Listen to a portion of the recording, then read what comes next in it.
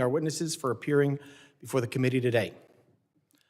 Chuck Schumer and the Senate Democrats shut down the Department of Homeland Security 40 days ago. Their actions are reckless, dangerous, and unacceptable. Today, we are fortunate to hear from the leadership of 4 DHS components that have been dealing with the direct impacts this shutdown has placed on their agencies, their missions, and their workforce. It is unfortunate that Senate Democrats chose to shut down DHS and weaken our national security posture for their own political gain, especially at such a critical time and heightened threat environment across the homeland. Senate Democrats have repeatedly held up and voted against a bipartisan bicameral deal to fund DHS for fiscal year 2026. Recent developments in the Senate are showing some potential momentum towards hopefully ending this harmful shutdown soon. If a deal is proposed, we look forward to reviewing it quickly. But the fact is that DHS is still shut down today, and we should never have been in the position in the first place. And once this shutdown eventually does end, the department and its workforce will be left dealing with the damaging consequences of it for a long time, and lawmakers need to be prepared to support them. Another reason why our hearing today is so important. I expect members on the other side of the aisle to speak today about how they support funding for some DHS agencies, including those appearing before us today, such as TSA, but they do not support the rest of DHS, including ICE and CBP. To withhold funding from the department is not only flawed, but immensely dangerous. The Department of Homeland Security was created after the terrorist attacks of September 11th, in direct response to operational silos among security agencies and general failures in coordination and information sharing. As a lifelong New Yorker and the representative of a community forever marked by the September 11th terrorist attacks, the mission of the department is deeply personal for me. 25 years later, its purpose is essential as ever. Putting the fragmented pieces together under a single entity was the primary objective in creating the Department of Homeland Security. The department exists to ensure that all agencies and personnel entrusted with protecting the lives of the American people are working together to accomplish their interconnected missions to protect, defend, and secure the homeland. Democrats have argued to throw out that framework by proposing Congress fund some DHS agencies, but not others. This approach would dangerously degrade interagency coordination. Responding to threats, protecting the American people, and preparing the country for future events requires the coordinated efforts of dozens of DHS agencies and hundreds of thousands of dedicated individuals all working together to accomplish the department's no-fail mission. The shutdown has caused massive disruptions across our airports and travel system nationwide, weakened our nation's cybersecurity posture, and left states unsupported. With less than 100 days until the start of major events across the United States, such as FIFA World Cup, Sail 250, and America 250, we cannot afford to let DHS go unfunded and unsupported. TSA security officers, CISA cyber defenders, civilian Coast Guard personnel, and FEMA emergency management professionals, while deemed essential, are going unpaid. The Trump administration has been able to pay military and law enforcement personnel, but this is not a long-term solution. We must focus on funding the DHS workforce. These are public servants who care about the department's mission. These men and women keep our nation safe every day. We need the best and the brightest to defend the United States from sophisticated adversaries and dynamic threats. And this dysfunction and uncertainty only makes it harder for DHS to recruit and retain talented public servants. Washington cannot continue to disrespect and devalue their work without consequence.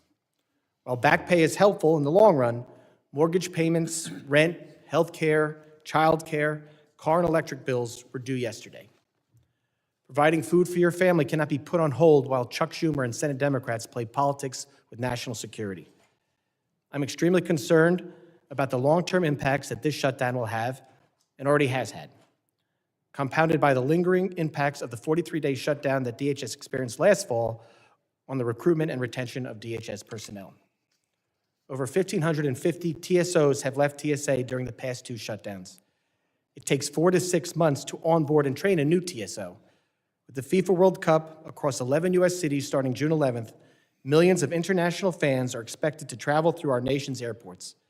This presents a dire situation both in terms of efficiency and security, and it only gets worse with each passing day.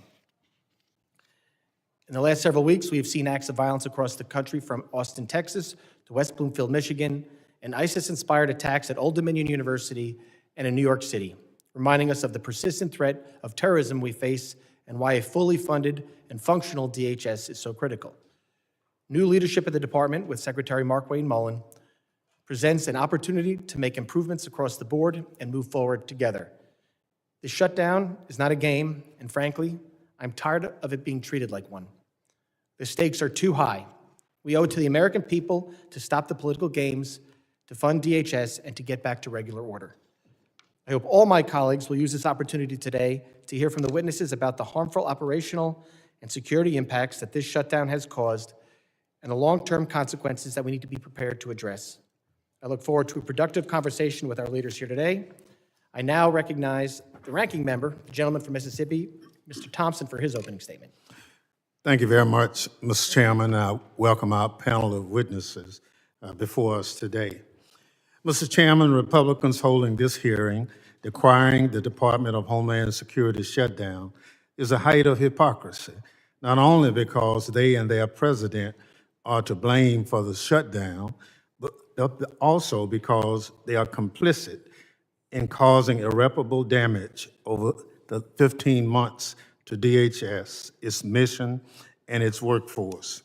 Let me be clear at the outset that Democrats want to fund TSA, FEMA, CISA, and the Coast Guard, and have repeatedly offered bills to do just that. However, Republicans have blocked all of them. Let me say that again. Republicans have repeatedly blocked bills Democrats offered to fund every agency before this committee today. Republicans control every part of government and could have funded these agencies with Democratic support, but chose not to. Republicans could pay TSA agents today, but choose not to. You don't have to take my word for it. Republican Senator John Kennedy of Louisiana told Fox News that when Senate Republican leadership informed the president that his conference was prepared to accept the Democratic compromise position, the president said, and I quote, "No deals with Democrats." So this is a Republican shutdown, but as per usual, they take no responsibility. Maybe that's because they know the president is desperately trying to distract the public from his thousands of appearances in the Epstein files and the war he needlessly started in Iran. They know Trump doesn't want the media or the public talking about the affordability crisis he created, or skyrocketing gas prices, or raising inflation. Rather than do what's right for Homeland Security, the frontline personnel working without a paycheck, or the traveling public, congressional Republicans do Trump's bidding every time. He snaps his fingers and they jump. The only question is how high. And that's what we have here today. A shutdown congressional Republicans agreed to in order to cover for Trump. Even today's hearing is designed to cover for him. I requested that the chairman extend invitations to ICE and CBP leadership to testify today, but he declined to do so. I respect the chairman, but his decision is a troubling departure from committee practice. I've served on this committee since its inception, and I know firsthand how this committee has been run since it was stood up after 9/11. Republicans have now set an unfortunate precedent they'll have to live with going forward. But the facts remain that ICE and CBP should be here today because those agencies are critical to the full resolution of DHS's funding issues. Mr. Chairman, pursuant to Clause 2J1 of Rule 11, I'm furnishing you with a demand for a Minority Day hearing on the subject of today's hearing, signed by Democratic members. Democrats want to ensure that before we give even more money to ICE and CBP, which is already flush with cash, by the way, that we rein in the deadly abuses we saw in Minneapolis, We owe Renee Good and Alex Preddy that much. As the attorney for Renee Good's family implored the committee in a letter this week, do not forget the unthinkable killing of Renee, a loving and peaceful American mother of 3, and the broader harm done to other Americans. Trump doesn't want people to remember how his secret police shot innocent Americans dead and terrorized communities.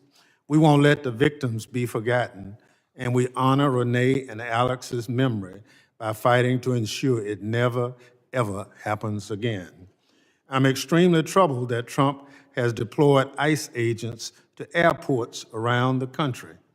We cannot allow what happened on the streets of Minneapolis to happen in our nation's capital. According to the chairman's testimony, TSOs receive 6 months of training. ICE agents, according to testimony that we received before this committee, receive 47 days. So I don't understand how people with less training is going to help people who have more training. These agents cannot do TSA's job, nor should they, and they aren't trained to do it. So we see images of ICE agents standing around or walking through terminals, doing nothing to reduce the lines at security checkpoints, while TSA personnel continue to do their jobs without pay because Republicans refuse to vote for legislation to fund TSA. It's ridiculous and maddening, but not surprising. Since Donald Trump took over, he's done everything in his power to destroy the Department of Homeland Security, weaponize it against the American people, and hurt the workforce. He sent Doge into DHS and fired or forced out thousands of hardworking employees with irreplaceable Homeland Security expertise. At FEMA, more than 2,000 hardworking employees left the agency, and CISA lost about 1,000 employees, or a third of its staff. He cut critical Homeland Security programs and is intentionally withholding grants from nonprofits like synagogues, churches, and mosques, and disaster funding from communities that desperately need it. He also attacked DHS worker union rights, and his administration is suing to end transportation security officers' collective bargaining rights as we speak. They are the hard-won rights of the very same officers Republicans are claiming to care so much about. This administration has done nothing but marginalize and denigrate TSA from the moment Trump was sworn in. Meanwhile, Democrats have been fighting for the TSA workforce since long before Republicans discovered this week, apparently, that DHS is more than just ICE and CBP. Donald Trump, Stephen Miller, Tom Homan, Kristi Noem, and Corey Lewandowski have tried to turn ICE into a national police force, a weapon for their political agenda, while systematically neglecting the critical mission of TSA, FEMA, CISA, and the Coast Guard. As part of their effort, Trump has installed incompetent and unfit DHS leadership who have used their positions for personal gain. At the top of the list is disgraced former Secretary Kristi Noem, who lived rent-free in government housing meant for military leadership. She wasted millions of taxpayers' dollars on ad campaigns and photo ops, complete with hair, makeup, and a rented horse for $20,000 for her to pose for the cameras. And her so-called special government employee, Corey Lewandowski, used his position and close relationship with Noem to steer contracts and sweetheart deals to his cronies in a pay-to-play scheme that has him under investigation. FEMA is on its third unqualified acting administrator in 15 months, and the witness that was scheduled to testify today, Mr. Greg Phillips, raises serious concerns. He said of President Biden last year, and I quote, "I'd like to punch that expletive in the mouth right now. He deserves to die, and I hope he does," unquote. Mr. Phillips reportedly claims to have been involuntarily teleported multiple times, including once to a Waffle House in Georgia. That kind of violent rhetoric and wild conspiracy theories are troubling for someone who holds a leadership position at DHS. For their part, congressional Republicans have sat idly by and watched it all happen, often enabling, encouraging, and cheering on this madness. So to my Republican colleagues, spare us your crocodile tears today. Your talk is cheap, and the theatrics are nothing but performance. This hearing won't get DHS employees a paycheck. I urge my Republican colleagues to stop the performance and start governing. Join Democrats in passing legislation to reopen DHS today. Mr. Chairman, I yield back. Gentleman yields back. I appreciate the gentleman's request for a minority member day hearing, and we will take it under consideration. I also have to address something the gentleman said in his opening statement about me going against committee precedent. As the gentleman knows, it is not committee nor House precedent for minority executive branch witnesses on executive branch panels. Further, both ICE and CBP testified in front of this committee 5 weeks ago. And there was also a statement about how Republicans voted against funding TSA and other agencies. I know myself, sitting up here, have voted, as well as my other colleagues, have voted twice already to pay TSA workers and all the other employees at DHS, and I look forward to voting again to pay them this week. I don't think my Democratic colleagues can say the same. So I appreciate the gentleman's opening statement, but I want to stick to the facts here. And with that, other members of the committee are reminded that opening statements may be submitted for the record. I would now like to formally introduce our witnesses. Ms. Ha McNeil serves as the senior official of the Transportation Security Administration, TSA, performing the duties of the administrator.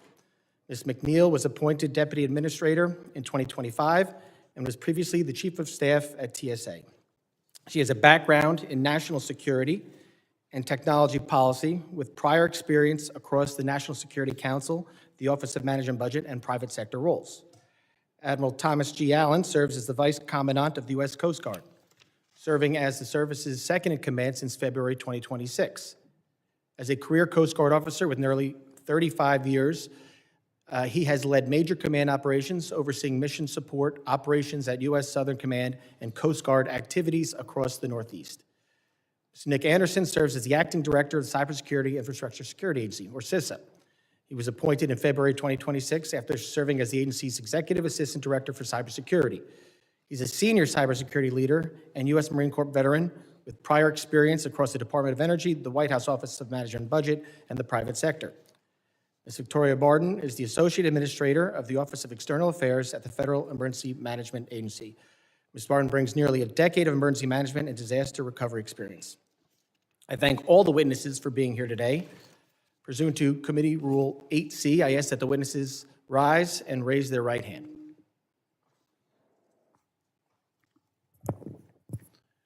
Do you solemnly swear that the testimony you will give before the Committee on Homeland Security for the United States House of Representatives will be the truth, the whole truth, and nothing but the truth, so help you God? Let the record reflect that the witnesses have answered in the affirmative.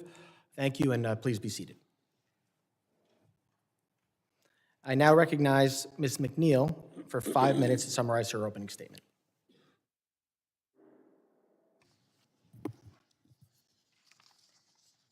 Chairman Garbarino, Ranking Member Thompson, and members of the committee, thank you for the invitation to testify before you today on behalf of the Transportation Security Administration. This fiscal year, TSA has been shut down for 50% of the time, or 85 days. And if still shut down this Friday, we will have reached nearly $1 billion in missed paychecks. This level of disruption is unprecedented and unacceptable and significantly undermines the security of U.S. transportation systems. 99% of the TSA workforce operates outside of the national capital region, working across the country, living within your districts and communities. 95%, or more than 61,000 of TSA's employees must continue working without pay during a shutdown. Congress and the traveling public should be proud of the excellent job the TSA workforce does to protect our national security. Paying these dedicated employees for the work they are performing should never be a point of debate. And yet here we are on the 40th day of our third shutdown this fiscal year. Many in our workforce have missed bill payments, received eviction notices, had their cars repossessed and utilities shut off, lost their childcare, defaulted on loans, damaged their credit line, and drained their retirement savings. Some are sleeping in their cars, selling their blood and plasma, and taking on second jobs to make ends meet, all while being expected to perform at the highest level when in uniform to protect the traveling public. A transportation security officer at Reagan National Airport recently said, "I just want Congress to pay me for the job I am doing." During the 43-day shutdown last fall, TSA experienced a 25% increase in TSO separations when compared to that same time period the year before. We have already lost over 480 TSOs this shutdown, and our call-out rates have accelerated as our workforce was still reeling from the last shutdown.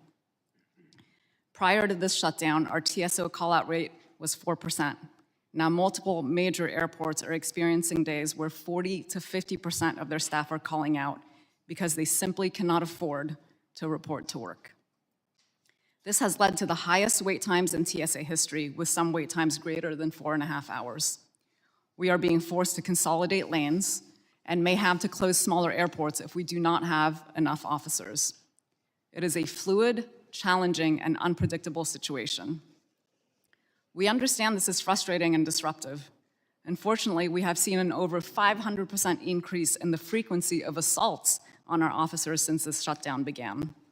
This is unacceptable and will not be tolerated. We are pursuing all legal avenues to prosecute these incidents. To the traveling public, we ask for your patience and understanding as our officers are working their hardest to ensure you can travel safely, all the while not getting paid. As the shutdown drags on, we fear we will continue to lose talented and experienced employees to other jobs that can provide a steady paycheck.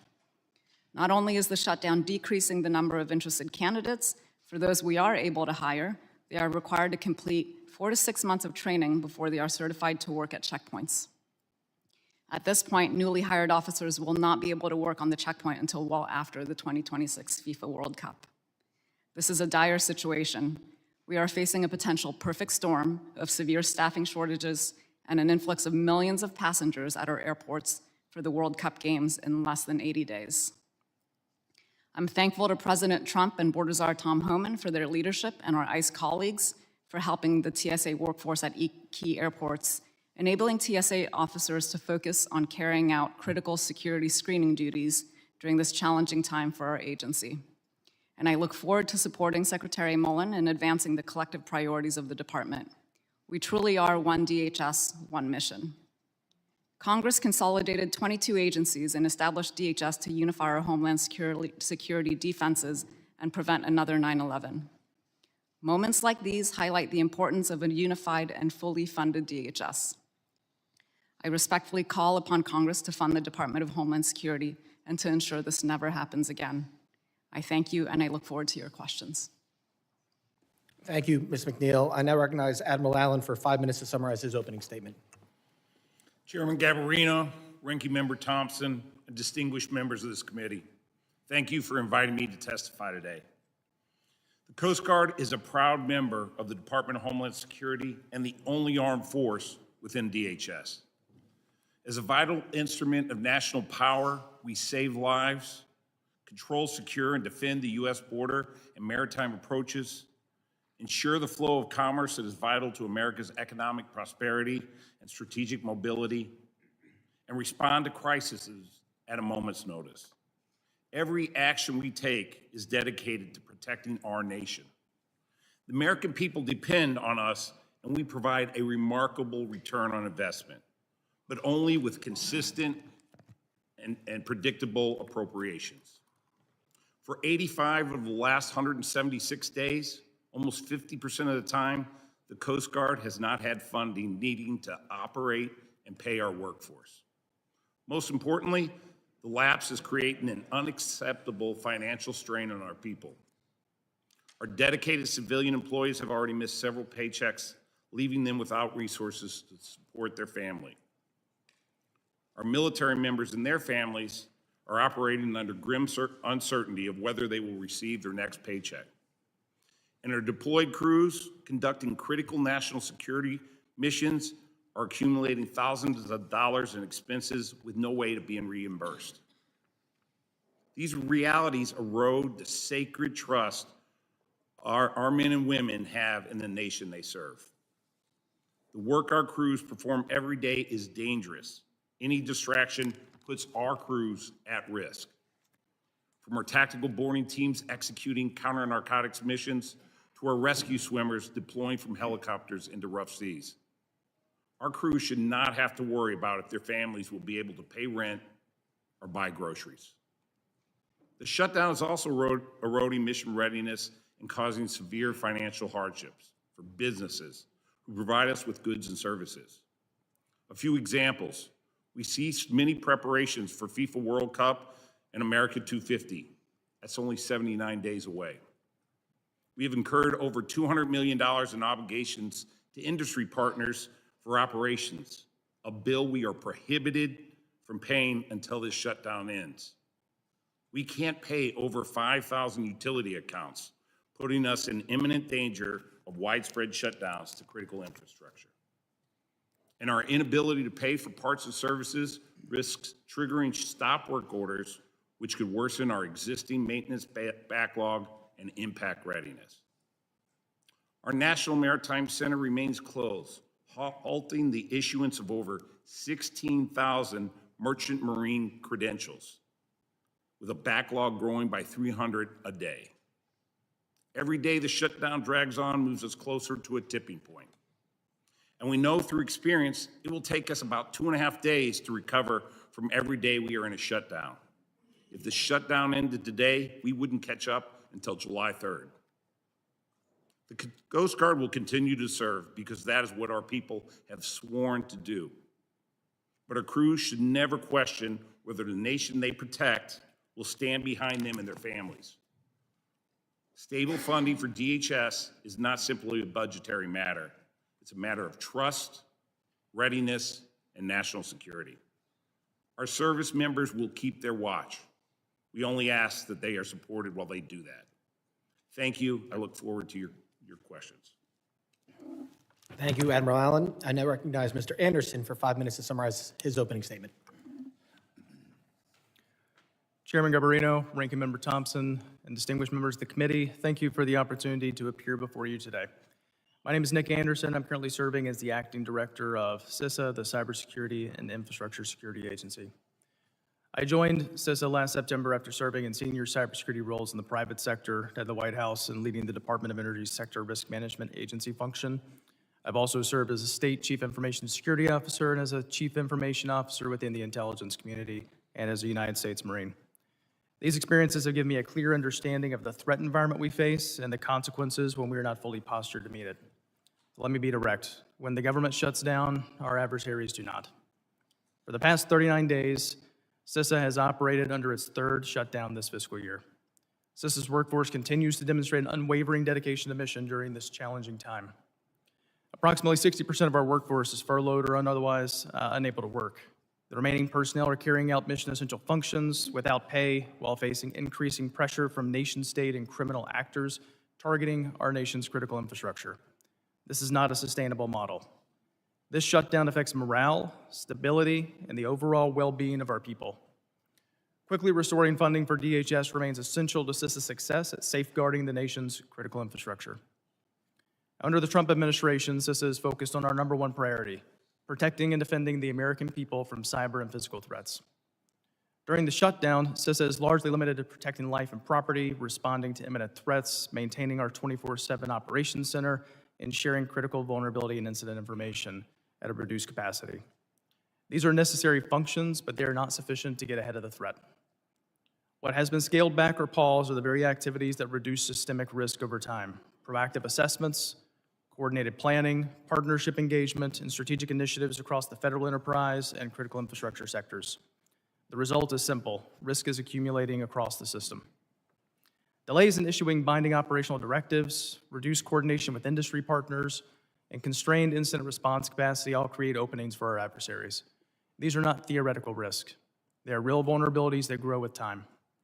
The lapse in appropriations for DHS has impacted CISA's ability to proactively mitigate cyber risk and to support physical security resilience at a time when there are numerous large-scale events, including the America 250 celebration events and the FIFA World Cup, each of which require heightened preparedness. Equally concerning, key efforts to finalize the rulemaking process for the Cyber Incident Reporting for Critical Infrastructure Act, or CIRCIA, have been paused. This delays our ability to build a more coordinated, timely, and effective national cyber defense. Every day the shutdown continues, we're not just standing still, we're falling behind. I would like to express my appreciation for your efforts on the reauthorization of the Cybersecurity Information Sharing Act of 2015. This authority underpins the trust, speed, and collaboration between government and the private sector that are essential to defending the nation's critical infrastructure. In closing, CISA's mission remains unchanged: to protect and defend the American people. But we cannot do that at full strength under sustained funding uncertainty. And I want to be clear, the men and women of CISA are doing everything we've asked of them and more under extraordinarily difficult circumstances. They are mission-focused, but they are not immune to the real financial and personal strain this creates for their family. We need stability, we need continuity, we need the ability to operate proactively, not just reactively. Thank you for your support and the opportunity to appear today. I look forward to your questions. Thank you, Mr. Anderson. I now recognize Ms. Barton for 5 minutes to summarize her opening statement. Chairman Garbarino, Ranking Member Thompson, and members of the committee, thank you for the opportunity to testify before you on the impacts of this government shutdown on the Federal Emergency Management Agency. I am Victoria Barton, Associate Administrator for the Office of External Affairs, and I look forward to this conversation. FEMA, a component of DHS, is the nation's lead agency for disaster response and recovery, as well as consequence management after terrorist attacks and catastrophic events. FEMA provides critical funding, training, and preparedness support to communities across America, including security planning for major events like the FIFA World Cup and America 250. With the current lapse, FEMA's ability to support Americans before, during, and after disasters is at risk. This is especially concerning as the nation faces heightened national security concerns. Currently, over 4,000 FEMA employees are going without pay, with many working through their third shutdown in less than a year. Staff are under significant financial and emotional strain, trying to serve their communities with fewer resources. The Disaster Relief Fund, which is the source of federal funding for disaster response and recovery operations, is also rapidly depleting. If this shutdown continues and the Disaster Relief Fund is depleted, FEMA will be unable to fund much of the disaster recovery efforts. This is not just rhetoric. These impacts are having dire rippling effects for thousands of Americans and communities across the United States. Disaster survivors waiting for assistance may face increased uncertainty and hardship. Local officials working to rebuild after hurricanes or floods may be unable to access federal support. And FEMA staff, many of whom have served through multiple disasters, are now struggling to pay their bills and support their families while also continuing to serve the public. In addition to these major disruptions to disaster response and recovery, FEMA's lack of funding is having dire consequences on its national security mission. The funding lapse is preventing FEMA staff from supporting critical programs that protect communities from targeted violence and terrorism. For example, houses of worship and other nonprofits across the country are unable to access additional security grant funding that would help safeguard them against threats. This means organizations like Temple Israel in Michigan, which recently experienced a violent attack, cannot receive the support they need to protect their congregates and staff. These type of programs are essential to FEMA's national security mission, and the inability to process grant actions puts vulnerable communities at even greater risk. Almost all of FEMA's training courses have been postponed due to the shutdown, including critical anti-terrorism preparedness courses and many others. The importance of these training courses cannot be measured, but their absence is being felt nationwide. Every week, over 40,000 students, primarily local emergency managers, firefighters, emergency medical technicians, are denied the opportunity to learn how to better protect their communities. The reality is this: with hurricane season approaching, each day of this shutdown increases the risk that a catastrophic disaster could occur while FEMA's capacity to respond and support recovery is diminished. This shutdown is imposing far-reaching and serious consequences for FEMA's operations and the nation's ability to prepare for, respond to, and recover from disasters. I urge Congress to immediately pass funding for the department so we can carry out our duties and our responsibilities of serving and protecting the American people. Thank you for your support and the opportunity to appear before you today. I look forward to our questions. Thank you, Ms. Barton. Members will be recognized by order of seniority for their 5 minutes of questioning. I'll be strictly keeping to the 5-minute rule. I now recognize myself for 5 minutes of questions. Ms. McNeil, you talk about the possible closure of small airports. Maybe TSA should shut down Dulles and DCA so the Democrat senators can't get out of here when they try to leave this week, and you should keep them here until they actually pass some funding. I want to bring up, you talked about the loss. I talked about a number, you talked about a number, how many TSOs you've lost, but something you said definitely scared me. The onboarding of new TSOs, you said they will not be trained properly enough to work on the lines in time for FIFA, is that right? Chairman, that is correct. It takes a TSO 4 to 6 months to be fully certified in all functions to operate a checkpoint. And so at this point, if we bring on any new TSOs, those folks will not be deployed in time by FIFA. And so we are watching our attrition rates very closely to make sure that, if we see any spikes, we'll have to pivot and assess how we are going to staff the FIFA locations adequately. So so that scares me that, it's a 4 to 6 month delay of getting new people on the line from new hires. So every day we lose someone, we can't replace them for at least, and if they get hired the same day, we can't replace the person we lost for 6 months, 4 to 6 months. That is definitely very scary. Acting Director Anderson, you mentioned 56% of your workforce is furloughed, and the rest are working without pay. Can you help the American people understand what is not getting done right now at CISA that should be getting done? Thank you, Mr. Chairman. There's a variety of assessments that CISA completes day to day, whether it's working with the private sector or it's working with our state and local partners or across the federal ecosystem. It's an exceedingly dynamic threat environment, as you know, both in the cybersecurity landscape and in the physical security landscape. So even a reduced capacity within these essential functions presents a real opportunity for our adversaries to be able to take advantage of that gap in capability. So, I've been on this committee since I first got to Congress in 2021. We have talked repeatedly about how Iran has been one of our biggest cybersecurity adversaries. They attack us millions of times a day.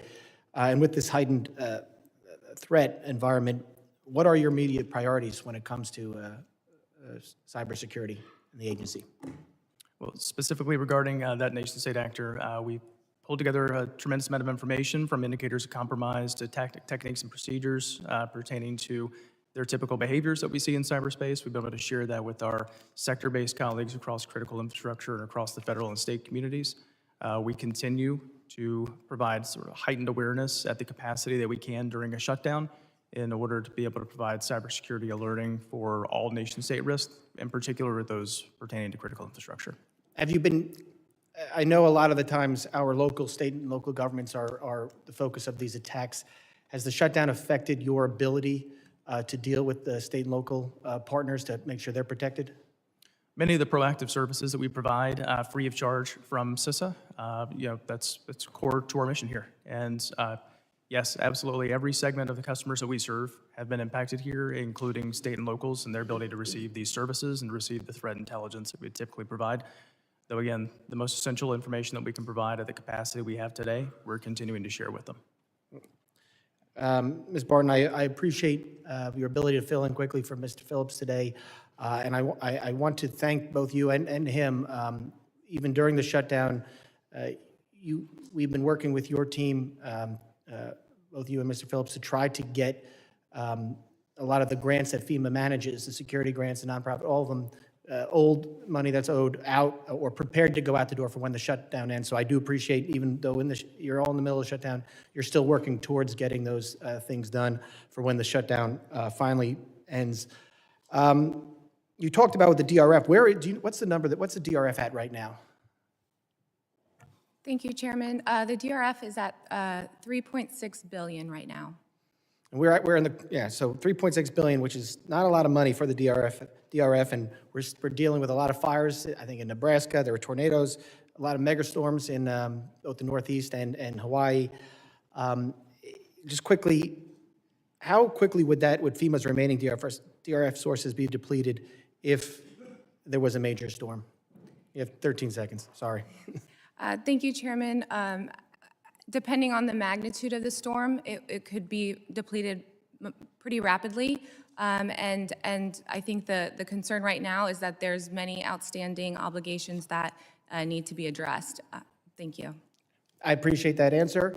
My time is up. I now recognize the gentleman from Mississippi, the ranking member, Mr. Thompson. Thank you very much, Mr. Chairman.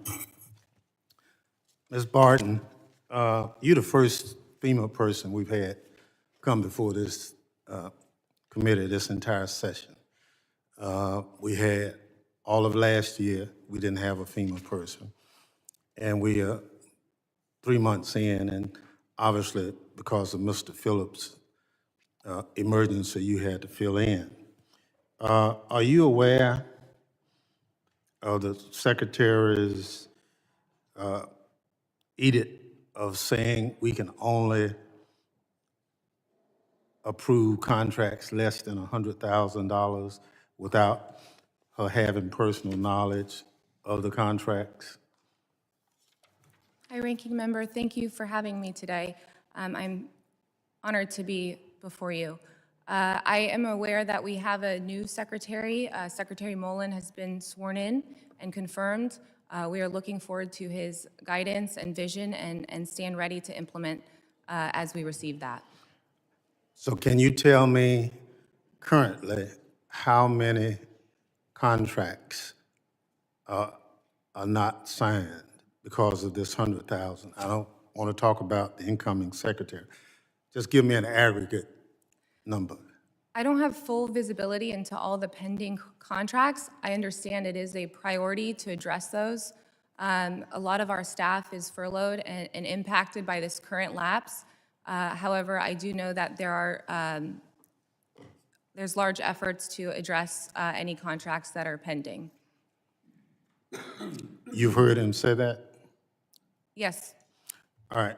So are you aware that there were disasters in North Carolina and other states where the governors were Democratic that were delayed in approving the contracts versus states where the leadership was Republican? As far as North Carolina, I had the pleasure to meet with Governor Stein when he was in Washington, D.C. He came to FEMA. We had an excellent meeting. That same week, we were able to announce hazard mitigation funds as well as public assistance. As far as other governors, I know over this last weekend, there was flash flooding occurring in Hawaii. I understand that our leadership was in close communication with Governor Green.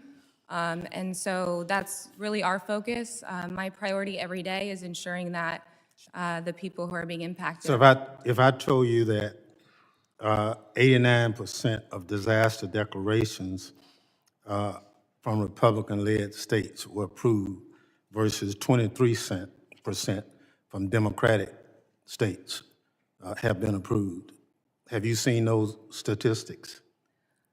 I did get a peek at the data that was provided, that assessment on how they came to that number. I don't know that their methodology was very sound, given it's been a span of many years, and disasters vary by year and geographical location and the type of impact that happens.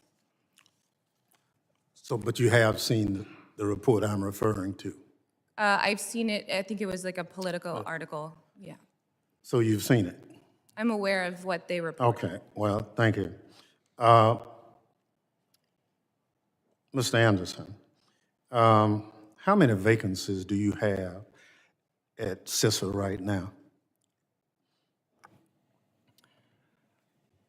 Approximately 1,000, Ranking Member. How long have those vacancies existed? I think there's a variety of sources of the attrition, so I couldn't give you a specific point in time. You know, we have a continued flow of people out the door, in particular as we continue to see the impacts of the shutdown and the uncertainty that creates for employees. Before the shutdown, how many vacancies did you have? I'd have to go back and get you a specific number for before the shutdown, sir. Please get it. Please get it to me. Because I think you had that many. How are you feeling them at this point? Well, I think at this point, sir, the greatest focus for me is the impact on the employees that are serving the mission right now, you know, and the choices that they're having to make every single day between continuing to serve their nation or continuing to be able to pay their bills and take care of their families. I yield back. Gentleman yields back. I now recognize the gentleman from Texas, former chairman of this committee, Mr. McCall, for 5 minutes questions. Thank you, Mr. Chairman. We're here today because at a time when our nation is facing heightened threats, Democrats have shut down the Department of Homeland Security. DHS was created in the aftermath of September 11th attacks to protect and secure the homeland. Shutting it down is national security malpractice, and it's shameful. We've already seen 4 ISIS-inspired attacks on our homeland in recent weeks, including one in my hometown of Austin, where 3 innocent people were killed at the hands of a terrorist. And this week, the Iranian regime said it plans to attack parks, recreational areas, and tourist sites around the world, as America 250 celebrations will be held at all those sites. The shutdown must end. And I was disappointed to hear Senate Democrats rejected yet another good faith offer from Republicans that contained many of their requests. Hopefully this will change soon. But in the meantime, our nation is on red alert. The Biden administration's open border policy allowed more than 700 Iranian nationals and 18,000 known or suspected terrorists to enter our country, posing a serious national security threat. We need a functioning Department of Homeland Security to counter the threat of sleeper cells in this nation.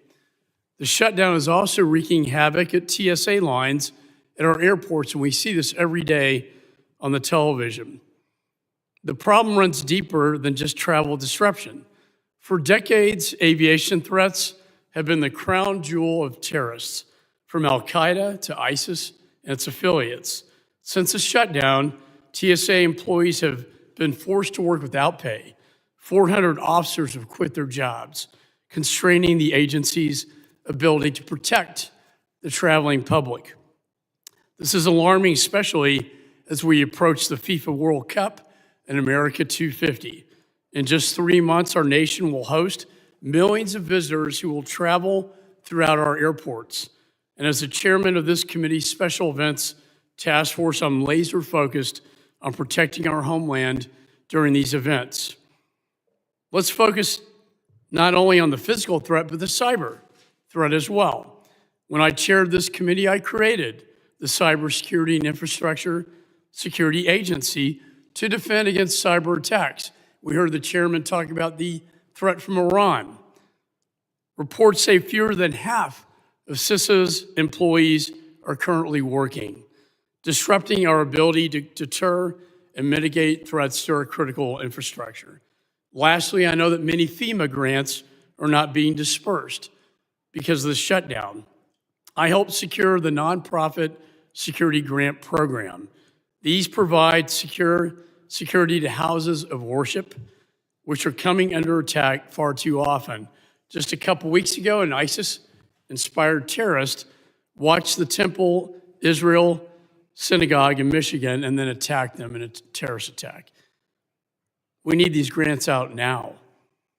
I'm hopeful that we will also reauthorize the DHS mission to counter weapons of mass destruction, a crucial office that remains not authorized today, and I think poses a serious threat. In the remainder of time that I have, there's so many issues to cover, but I want to talk about TSA, CISA, and these grants.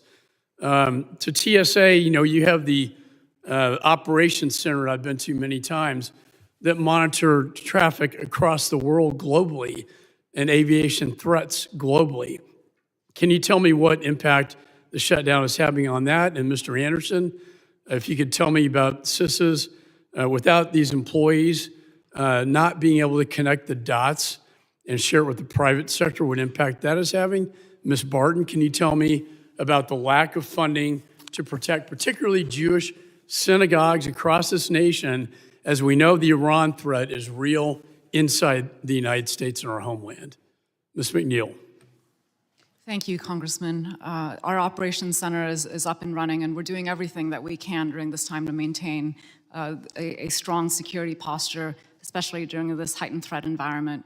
Our officers are doing a tremendous job showing up every day at work and screening the traveling public to make sure that they're making it to their destination safely. But I will say it is a real human toll to wake up and show up to work every day not knowing how you're going to pay your bills. And so I am, of course, concerned about the workforce. And the longer this shutdown goes on and more missed paychecks, we are really putting ourselves and our workforce in a perilous situation. You're correct, sir. Being able to connect the dots with the private sector, a lot of it is based on the expertise and the relationships that a lot of these employees have that have served for such a long time at CISA. Since this committee helped bring it into existence, that's all the more difficult when we have those same employees that were relying on their expertise in those relationships. And to Ms. McNeil's point, they're having to choose between being able to support their families and continuing to support the mission of securing our nation's. Finally, security at Jewish synagogues. For the nonprofit security grant program, at this time, we are stalled because the staff that's processing and supposed to work on those grants has been impacted by the third shutdown, and those funds are critical to get out for many of the nonprofit and houses of worship that receive and use those funds for security threats. Thank you. I yield back. Gentleman yields back, and I let witnesses go a little over there, and I will do that for both sides if they're in the process of answering a question today, because I do think it's important for them to talk about what's going on. I now recognize the gentleman from California, Mr. Correa, for 5 minutes of questions. Thank you, Mr. Chairman. I want to thank our witnesses for being here today, and let me start out by saying that I agree with Mr. McCall. We face a clear and present danger in this country today. Let me ask each one of you a question, if I may. Simple yes and no. Do you believe we should end this shutdown as quickly as possible, Mr. Allen? Yes, sir. Ms. McNeil? Yes, sir. Mr. Anderson? Yes, sir. Ms. Barton? Yes, sir. Apparently, President Trump disagrees with you. This is a headline from Monday, New York Times, actually, Tuesday. President Trump said on Monday that Republicans should stop negotiating with Democrats to end the partial government shutdown and instead focus on passing his voter legislation. He actually has told Republican senators, stop negotiating with Democrats. We have a disconnect here, wouldn't you say? So do we really want to end this shutdown or not? I thought you we could start out by doing what I just did a few weeks ago, which is I wrote to the Congressional Management Office and said, withhold my paycheck. don't pay me until TSA workers are paid. Mr. Chairman, let's start at the beginning. No pay for federal workers, no pay for us. Think so? Yes, no? Let's do it. Ms. McNeil, you were right about attrition rates at TSA. I remember a few years ago, working on this issue of attrition. It was up to 20% for TSA workers. What changed that? Better pay, better benefits, because what we wanted to do was professionalize TSA workers from part-time, minimum wage workers to make them what they're supposed to be, which is front-line workers that are watching to make sure nothing gets on a flight that could hurt Americans. Can I ask you another question, Ms. McNeil? What's the status of the collective bargaining rights of TSA workers right now? The CBA remains in place as the court works through. But you've tried to take them away, and the courts have said, hold on, correct? That is the order of the courts. Thank you. We're talking about funding. ICE and CBP, flush with cash right now. Last July, I asked whether DHS reprogrammed any funding from other DHS agencies to ICE. DHS reported that ICE received more than $310 million in transfers from other DHS agencies, including $143 million from CISA and another $32 million from FEMA. Ms. McNeil, have you asked DHS leadership for existing ICE and CBP funds to be reprogrammed to your employees? Cash is sitting there. Don't you think our national security demands that you ask that? Have you asked for that? I think that the issue at hand here. Have is you the asked Department of for that Homeland Security reprogramming? needs to be funded. And that Have is you something asked for that Congress- reprogramming? Yes or no, ma'am? Have you asked for the reprogramming? That's my answer. Mr. Anderson, the same question. Have you asked leadership to reprogram excess ICE and CBP funding to pay your employees? Simple yes or no. Sir, we have a tremendous amount of support. Thank you very much. Mr. Phillips. Excuse me, Ms. Phillips, I'm sorry. No problem. Have Sorry. you asked to have funds reprogrammed? The answer is no. We have funds. Look, folks, your agencies are on record giving nearly $200 million to ICE for mass deportations. Yet you haven't asked for any of that money back when, like Mr. McCall said, we have a clear and present danger in this country. Do we or don't we consider TSA employees critical defending our nation? Thank you, Mr. Chairman. My time is up. I yield. Gentleman yields back. Now recognize the gentleman from Mississippi, Mr. Guest, for 5 minutes of questions. Thank you, Mr. Chairman. 40 days. For 40 days, 22 federal agencies that fall under the umbrella of the Department of Homeland Security have not received funding from the federal government. Those 22 agencies employ over 260,000 Americans. Let that sink in.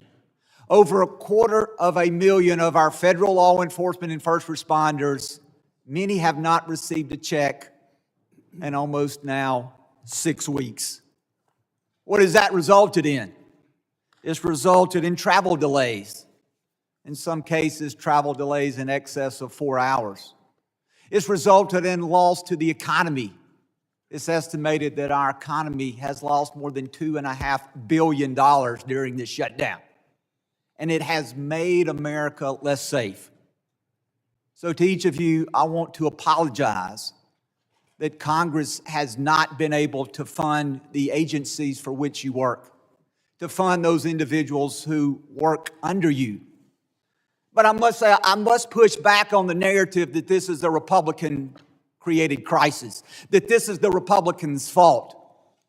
Chairman Garbarino said that every Republican on this committee has voted twice to fully fund DHS. And I'll tell you that we will have an opportunity later this week to vote a third time to fund DHS. And I am confident that every member here who has voted previously will vote again to pay the men and women of DHS who place themselves in harm's way to keep us safe. If you remember when the shutdown began, this was going to be a temporary shutdown. Democrats said, fund everything but DHS, give us a week, we'll get this worked out. That week has now turned into over 40 days. Democrats said, we don't want to fund the agency until there's change in leadership. So President Trump reassigned Secretary Nome. Yesterday, just yesterday, Secretary Mark Wayne Mullen was sworn in. And Republicans have made that change. Democrats also said, we refuse to fund DHS unless you separate ICE. You separate ICE out of DHS, we'll fund all the other agencies. We'll fund Coast Guard, we'll fund TSA, we'll fund FEMA, we'll fund CISA. And what did we see yesterday? Yesterday, and this is the Hill headline from today, talking about the events of yesterday. Senate Democrats, not Senate Republicans, Senate Democrats reject GOP offer to reopen DHS. The article goes on to say Senate Democrats on Tuesday rejected a new proposal from Senate Republicans endorsed by President Trump to fund almost all the Department of Homeland Security while setting aside some funding for immigration and customs enforcement to end the partial government shutdown that has now stretched at that time 39 days to day 40. And so to my Democratic colleagues, I will tell you it is time for you to stop gaslighting the public.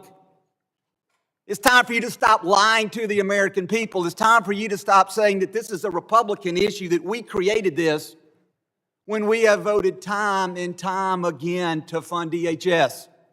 That we see in the Senate a proposal was made, a good faith proposal to try to honor the request of the Democrats to separate agencies out except ICE. And we have changed leaderships in DHS by having a new secretary sworn in just yesterday. So the Democrats, which are now the policy of abolishing ICE, now the party of defunding the police, they are also now today, they are the party of government shutdown. And so in the last minute I have questions that I would like just yes or no answers. Again, would like for you to have time to expand, but know that my time is short. Ms. McNeil, have the 60,000 men and women of TSA been paid since the government shutdown began? Yes or no? They have not. Mr. Anderson, have the 2,500 employees of CISA been paid since the government shutdown? Yes or no? No, sir. Ms. Barton, have the 22,000 employees of FEMA been paid since the government shut down? No, sir. Ms. McNeil, has the shutdown impacted your ability to carry out your core mission? It is getting harder by the day, sir. Mr. Anderson, same question. Has your mission, have it impacted your ability to carry out your mission? Yes, sir, absolutely. And Ms. Barton, same question to you. I see the impacts every day. Last question as my time expires. Ms. McNeil, is America more or less safe because of this government shutdown? We are really concerned about our security posture and what the long-term impacts of the shutdown is going to have on the workforce and our ability to carry out the mission. Mr. Anderson, is America more or less safe because of the shutdown? The threat environment is too dynamic, sir, to allow this shutdown to continue on. And Ms. Barton, are we more or less safe because of this shutdown? We are crippling our disaster response and recovery abilities by the day. Thank you, Mr. Chairman. I'm sorry for being over time, and I yield back. Gentleman yields back. I just want to, Ms. Barr, I just want you to clarify your answer about the employees not getting paid to make sure you have the right thing on the record, because I know some FEMA employees have been. Can you just confirm which employees are not being paid right now? The employees who are not funded out of the disaster relief fund are not being paid. Some are furloughed and some are going to work while not being paid. Okay, so the Thank you for employees, that. the employees not getting paid by the DRF. Thank you very much for clarifying Yes, that. Chairman, thank you for that opportunity. I would like to now recognize the gentleman from Michigan, Mr. Tanadar, for 5 minutes of questions. Thank you, Chairman. Acting Administrator McNeil, I previously told you in a hearing that I represent Detroit Metro Airport. Michigan's busiest airport and one of the largest airline hubs in the world. Due to DHS shutdown, transportation security officers have continued to go without pay. Every time I go through the airport, I have a conversation with them, I see the hardship and uncertainty that they are facing. It is the committee's understanding that DHS is utilizing a $10 billion slush fund from a Republicans' big ugly bill to pay some personnel during the shutdown. DHS has decided to pay law enforcement personnel from this fund, but the text does not authorize the use of funds, nor does it mention limiting payments to law enforcement personnel. Specifically, the text says there are appropriated to the Secretary $10 billion for reimbursement of costs incurred in undertaking activities in support of the Department of Homeland Security's mission to safeguard the borders of the United States. That's all it says. And there is nothing about paying the salaries of law enforcement personnel, but not those of other personnel. My question to you is, if DHS believes it can use this slush fund to pay federal air marshals, for example, then why can it not use this fund to pay TSOs? And how is DHS choosing who gets to pay their bills during this shutdown? Thank you, Congressman, for that question. And to amend my response from earlier, you are correct that some of our law enforcement personnel are getting paid at this point in time, and that is a decision that the department is making on who and what they can fund. We are doing what we can where we can. We do not like being in this situation, and the bottom line is that all the hardworking men and women of DHS need to be paid, and this is why DHS needs to be funded today. Ms. McNeil, the Trump administration has continued to take away TSO's collective bargaining agreements, and it continues to try to cancel TSO's union contracts. With a workforce facing low morale due to no pay and other factors, the Trump administration is doing everything it can to lower workforce morale even further, even as it pretends to prop up this workforce for political points. Do you think canceling the collective bargaining agreement and union rights at TSA is a good idea during this shutdown? I think that not paying employees for the work that they are doing every day to keep the American traveling population safe is a bad idea. I think that they need to be paid for the work that they are doing, and half of the time this fiscal year they have not been paid. We are missing close to $1 billion in payment to the TSOs, and that needs to be rectified today. How does TSA plan to rebuild its TSO workforce when the administration keeps attacking it and now telling TSOs that untrained ICE agents can do a better job than they can? I'm extremely thankful to the President for recognizing the crisis that we are in and leveraging assets across the Department of Homeland Security to assist our agency in this very difficult time. And the ICE agents that have shown up are there in the support of the TSA mission, and we've been spending time training them the last few days, and we're seeing relief, signs of early relief at the airports where we're seeing long lines, and this is how we function as a department. We collaborate across the component agencies, and this just underscores the importance of funding the entirety of the DHS functions. Well, the ICE agents haven't been trained to do their ICE work, and now I don't know what kind of training you're giving them in this short time, but I see them all sitting down, looking at their phones or chit-chatting, but it looks like they have no role to play. I've been talking to my field leadership. The ICE agents that are there are doing non-specialized screening functions. It's been incredibly helpful to alleviate the burden on our workforce, and we're getting positive feedback from passengers and our field leadership alike. I guess my time is up, so you're back. Gentleman yields back. I now recognize the gentleman from Florida, Mr. Jimenez, for 5 minutes of questions. Thank you, Mr. Chairman, and I want to remind everybody just why we're here. we have passed a appropriation for DHS twice, I believe, in the House, through Republican votes. We've sent it over to the Senate, and the only reason it hasn't passed is because the Democrats will not give us the 60 votes needed for closure, period. That's it. And why? Why? Because the Democrats are kowtowing to their radical base. They just want to shut down ICE. And then, you know, that's it. And there's no off-ramp for this, by the way. They had an off-ramp. The off-ramp was when the president changed the head of DHS and put a new head of DHS. That was the perfect time for the off-ramp for this thing to be over. But they chose not to do that because they have radical ideas. They want ICE to be able only to arrest people at the border. Well, there's about 700,000 criminal illegal aliens right now in this country that need to be arrested and need to be deported. And so ICE has a lot of work to do, and they need to do it in order to protect America and the American public.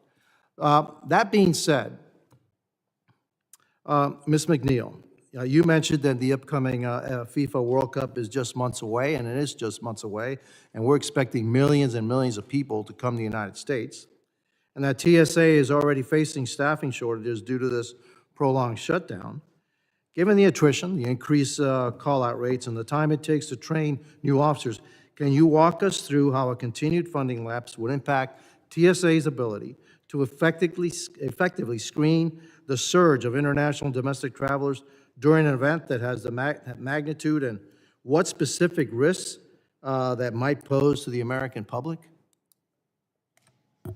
Thank you, Congressman. As the shutdown drags on, we will likely see our attrition rates continue to spike, which means that we may not have the adequate headcount to staff the airports that are supporting the FIFA locations adequately. We are working to ensure that we are surging our national deployment force so that we have mobile teams to be able to cover down on these locations, and looking at our canine assets as well. But at a certain point, this is a numbers game. If you don't have enough headcount, you can't cover down on your operations.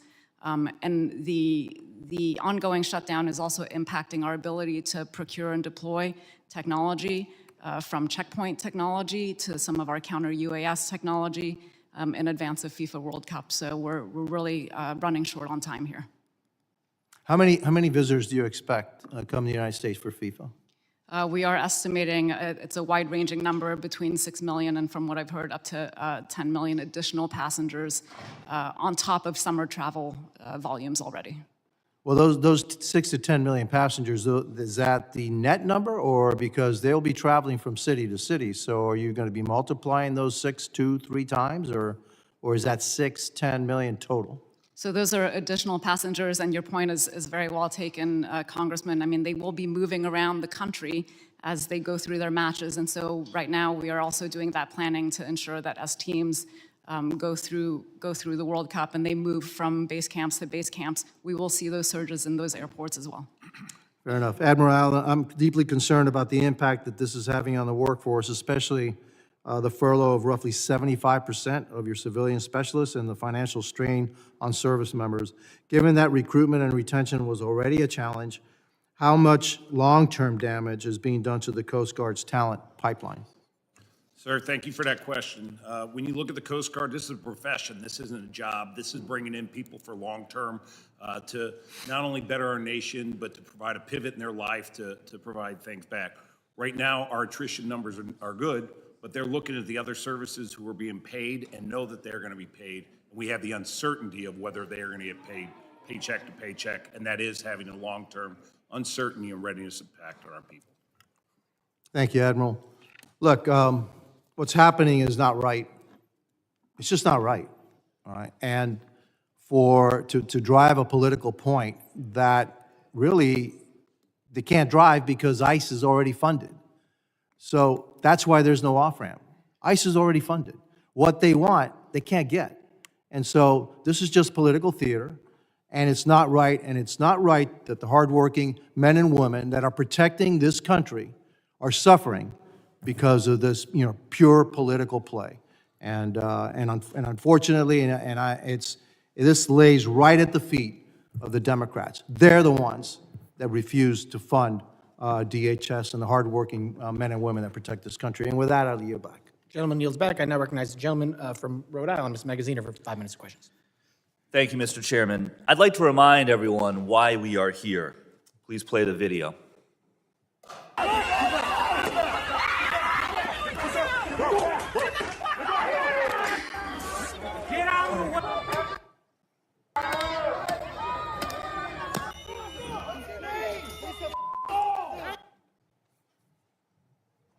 This is video of what appears to be pepper spray thrown by a federal agent into Rafael Verraz's car. You okay, Mama? You okay? Seconds later, he realized his daughter, 1-year-old Ariana, was in the back seat.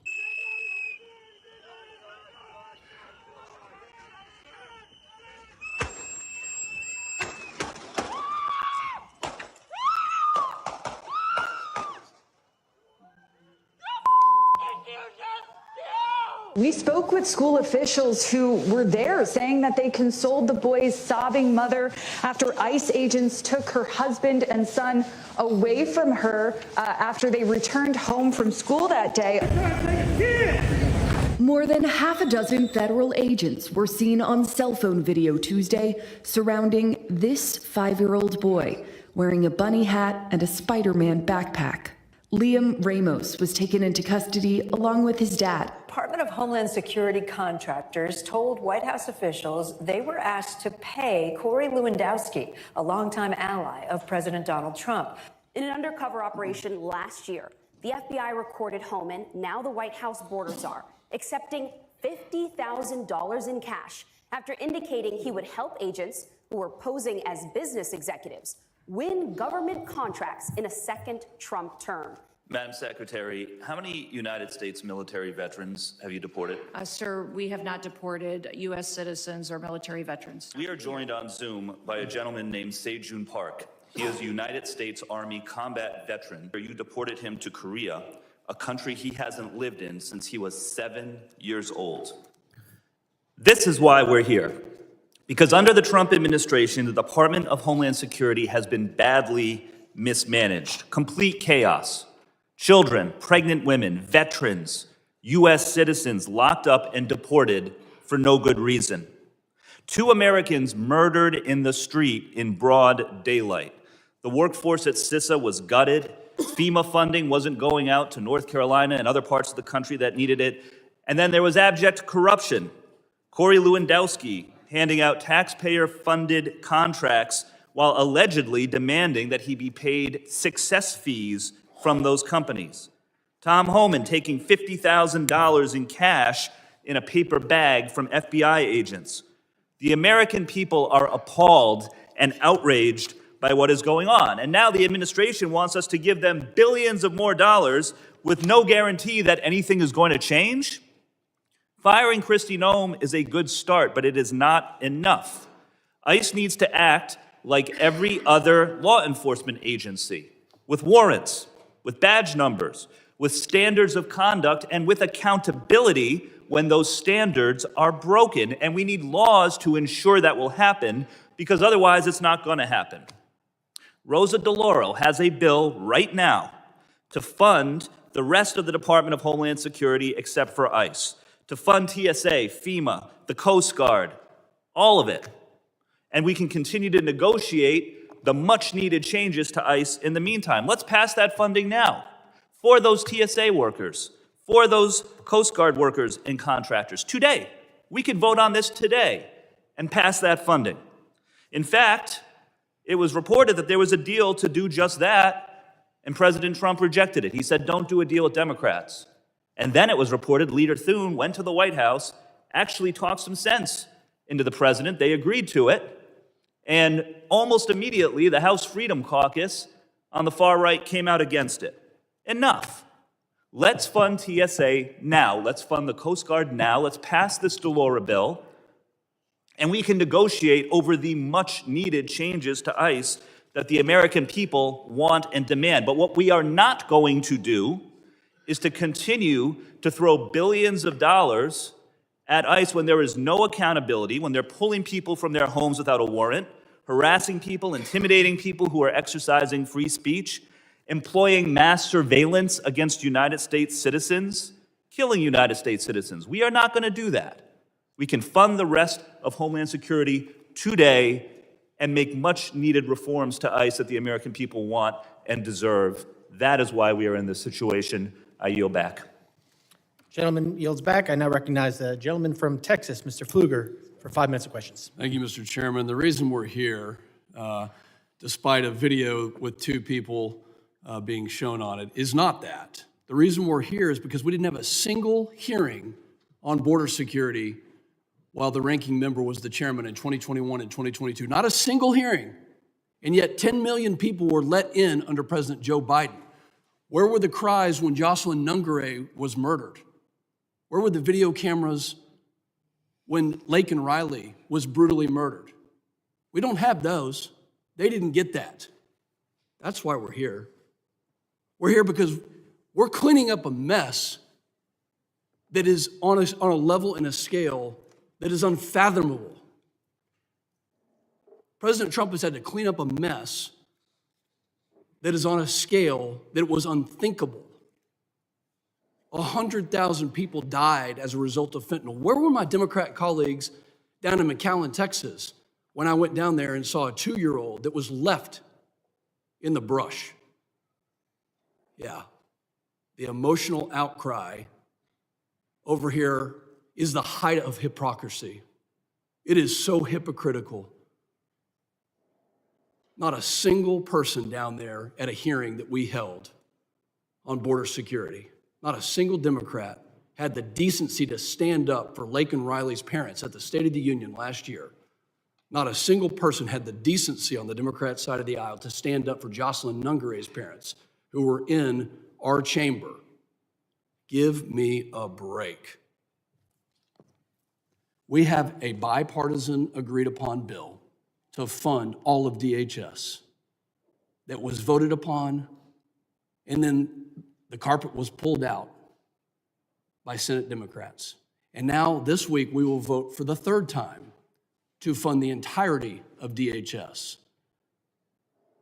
You want to know why people are leaving blue cities and blue states? It's because they don't believe in the rule of law. They don't believe in law and order. They don't believe in adhering to the laws that are on the books. Well, we do. And we believe in helping because we were there, even despite President Biden's complete wide open border and agenda to let millions of people into this country. We funded you. I wonder what our panelists would like to ask this side of the aisle for their no vote. I wonder what they'd like to say, knowing that there are agents right now who are struggling just to make a mortgage payment or to put food on the table, that there are TSA agents in their hometowns. I'd like to see the White House maybe take a move to say, if you vote no for DHS funding, you don't get the funding in your district. You don't get the funding in your state. I'd like to see that. Ms. McNeil, are there continued worries right now about terrorist threats on airplanes? Congressman, as we know, the aviation sector has always been a target of interest for terrorists. That has been, since the days of 9/11 and continues to be so. And so our vigilance is really critical, and especially during this heightened threat environment, every day we look at our risk posture and we amend our operations to make sure that we are putting the strongest security barriers up as possible. And we continue to do that despite not being funded for the third time this year. And our officers continue to show up and continue to do what they need to do every day to ensure the safety of the American travelers. What do you tell your agents right now? Hang in there. Sorry you're not getting paid. Sorry that we have a dysfunctional Congress that can't actually come to some reasonable conclusion that there is a terrorist threat that we would like to prevent in the wake of 9/11. What do you tell them?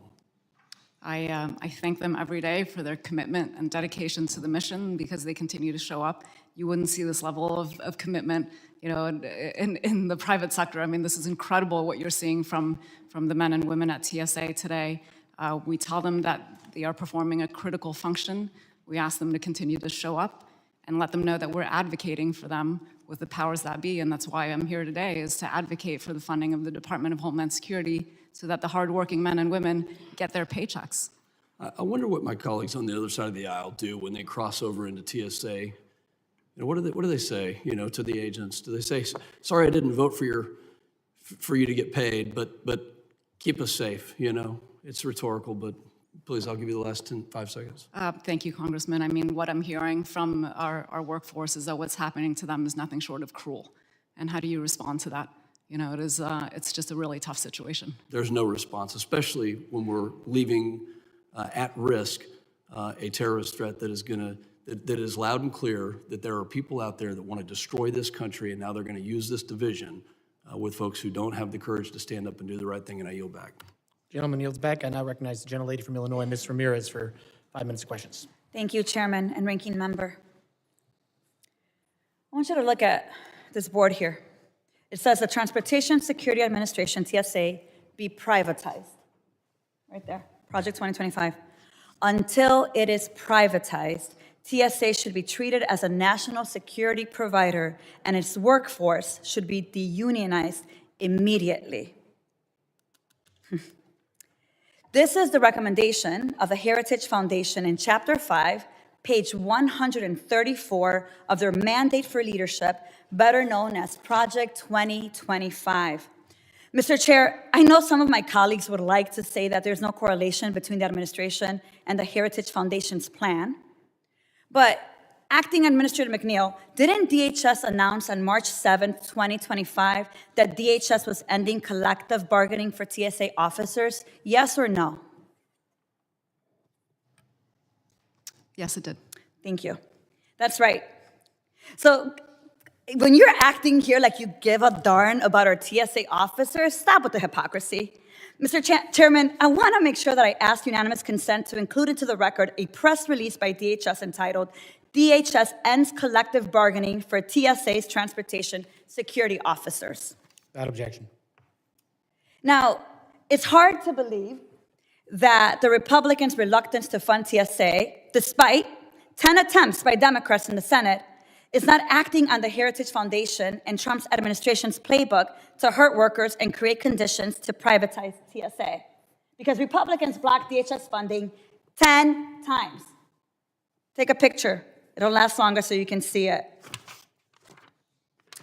Especially when Trump himself has demanded that Republicans reject funding the TSA, FEMA, Coast Guard, and CISA, all while his terror force, ICE and CBP, are beyond fully funded with 50,000 bonus sign-up contracts.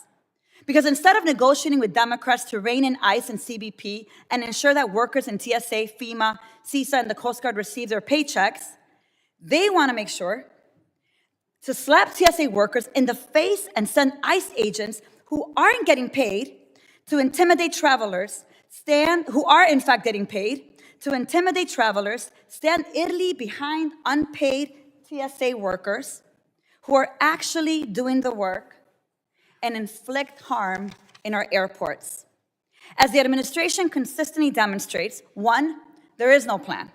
2, ICE has become a national paramilitary force intended to be accountable only to who? The president, not the people, which he feels he can deploy at his will, with or without masks, depending on how he's feeling that day.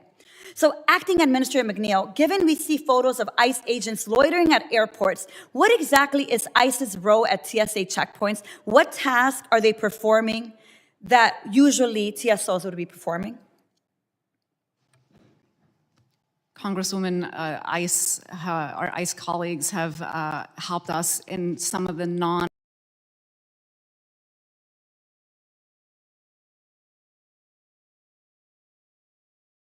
specialized screening functions at airports so that we can focus our TSA workforce on those specialized screening efforts. And they are helping us at airports where we are seeing long lines because those TSOs have not been able to report to work because they cannot afford to do so. They cannot afford. Okay, well, thank you. That's enough. That's enough. Let me reclaim my time. They can't afford to because we won't fund them but we will certainly ask for more money for ICE. More money for ICE.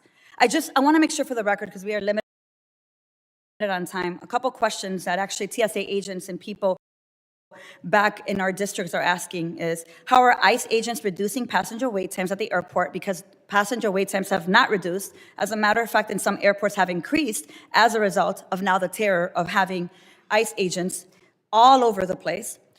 I also want to make sure that we put on the record, what training have ICE officers received for these roles? It's my understanding they have no training for these specific roles, and that TSOs are not sworn law enforcement officers. So does any of the work that ICE is performing require a sworn law enforcement officer? I want to make sure that I end in saying this. DHS, as it stands, can't be reformed. It was created by Congress with a broad latitude to violate our rights under the pretense of security. But frankly, in this moment, no one feels secure under DHS. With the latitude that TSA gathers and analyzes the data of billions of travelers, including biometrics. And not long ago, the administration and this committee irresponsibly defended private interests having access to our information. And I want to make sure that I make this clear. What they are doing with your information should scare you. There are corporations that have your information because TSA leadership is releasing that information under the guise of protecting us against domestic terrorism. This is exactly why not one more dollar for ICE, not one more dollar for CBP, and we have to fund TSA, but not at the expense of giving more money for corruption. With that, I yield back. Gentlelady yields back. I now recognize the gentleman from Texas, Mr. Luttrell, for 5 minutes of questions. Thank you, Mr. Chairman.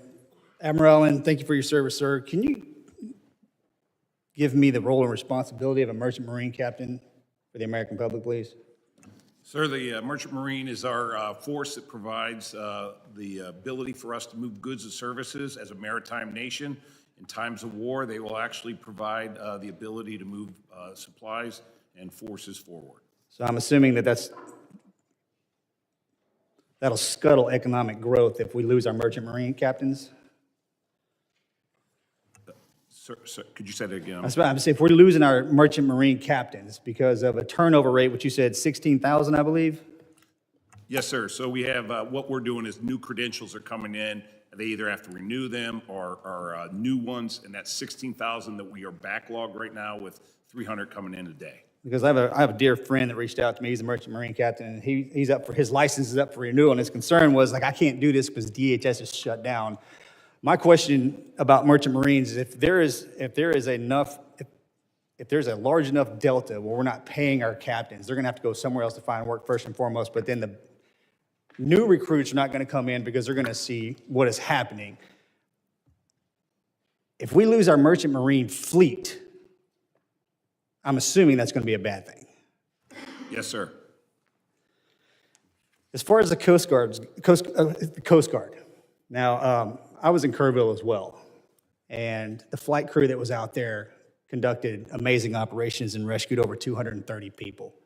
And your rescue swimmers do amazing things off of each of our coasts. And they put themselves in positions that most likely sometimes when they jump in the water, they know they're not coming back. And I'm assuming our rescue swimmers are continuing to do their job, correct? Yes, sir. We continue to do national security missions and those missions affecting life and property. And so we do have our rescue swimmers out there every day responding. And that's a global footprint too, correct? Not just off our coasts? That's correct, yes. And that lends itself to national security, correct? Yes, sir. And Mr. Anderson, as far as CISA goes, at what point, if we don't have the ability to pay our employees and they start to leave, just as well as turnover, at what point will CISA be combat ineffective? Thank you for your question, sir. It's a continued risk that's evolving each and every single day. We have employees that are having to make the choice right now. We have employees that are single. We have one that's a single mother who's having to make the choice right now between continuing to care for her aging parents or continuing to care for her child and be able to pay her bills. That type of calculus for individual employees, they shouldn't have to make that type of burdensome choice between serving their nation and continuing to serve their families. And Ms. McNeil, as far as the attrition rate goes with our current officers in TSA, I'm assuming the growth rate is starting to grow the longer we're into this shutdown, correct? Yes, the attrition is, we're watching that closely, and, throughout the 3 shutdowns of this year, we did see spikes in attrition, so we need to be very careful about that because, as I mentioned earlier, we are months away from FIFA, and we need to be in a ready posture to be able to support the events of the summer. So we have the United States Coast Guard and Merchant Marine Academy that provides security and supply infrastructure around our coasts. We have CISA that protects all of our communication and all of our digital infrastructure, banking across the board. And then we have TSA that allows people to move through, in and out of our country. And we have FIFA coming up, and we have 10 million plus people, as you said, that are planning on coming in. That's going to send if we're still in shutdown, I would assume that will send our aviation community into complete lockdown, which means everybody that's paying, including the teams coming over to do this, won't have the ability to travel because the airports are non-functional. Is that a fair assessment? Congressman, at this point, we have to look at all options on the table. We don't have the luxury of picking and choosing how we maintain our operations, and that does require us to, at some point, make very difficult choices as to which airports we might try to keep open and which ones we might have to shut down as our call-out rates increase. So the way that I see this is that a secretary has been removed. Senator Mark Wayne Mullen got appointed yesterday, making valid attempts to course correct the irritations with ICE and everything that's been happening. But we have crippled Coast Guard, CISA, and our TSA agents, and we're continuing to do so.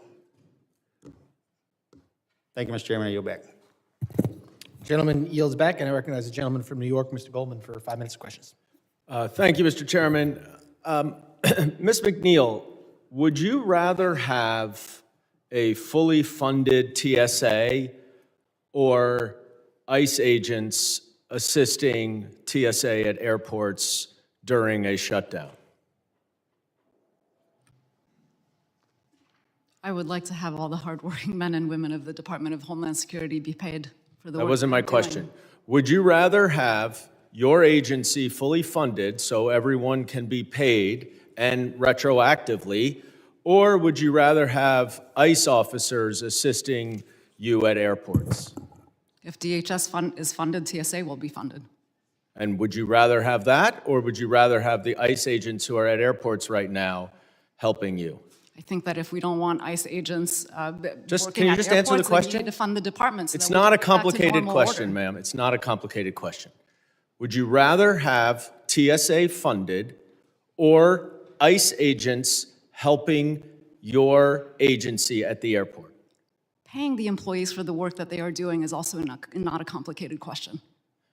Well, I'm asking the questions, and you're answering them. And I would like to understand whether you are happy to have ICE agents there or whether you would rather have your own TSA officers there. Under normal order, TSA would be performing our operations, and that is the ideal state. But I am also thankful for ICE for being there to help alleviate the burden that our workforce is feeling because we are in the 3rd shutdown of this fiscal year.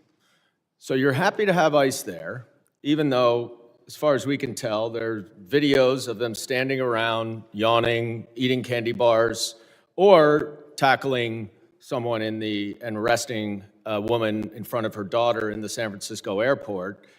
It seems to me like there's not a whole lot they're doing, but one thing that Mr. Homan said they were doing was checking identification. So do you have any concerns about passengers whose identification are being checked by ICE agents who are armed and may arrest them? The ICE agents that are at the airports where we're seeing long lines are helping in a multitude of different ways. The credential authentication machine at the travel document checker is one thing that they are helping us operate, and they are doing that under TSA protocols and standard operating procedures. So let's talk about this funding, because I hear my colleagues on the other side of the aisle wax poetic and melodramatic about how awful it is that your officers are not funded, are not able to work and get paid. And I want to be very clear, I 100% agree with that. The problem is that it is the Republicans who have voted down TSA funding over and over and over again. And you don't have to take my word for it. Let's listen to Senator Kennedy on Fox News, if we could play the clip. The Democrats have offered to open up everything but ICE. Ted and I said, okay, let's accept their offer. And then at the same time, we would offer a bill for reconciliation where we don't need any Democratic votes to do whatever we wanted to do with ICE. And that way we're out of the shutdown and DHS is back open. We submitted that, Senator Cthulhu submitted that to President Trump, as is his right. He said no deals with the Democrats. So we're back to square one. No deals with the Democrats. The Democrats offered to open up everything but ICE, but Trump said no deals with the Democrats. That is a Republican senator. And that is why we are sitting here today with none of your agencies being funded. And I am sorry that you have to deal with this. I am sorry you are having to get by with no funding, with people having to literally leave their job so they can take another job and get paid. That is absolutely unacceptable, and you are right to be frustrated, and I'm concerned about our Homeland Security. I am concerned about CISA. I am concerned about the damage it is causing.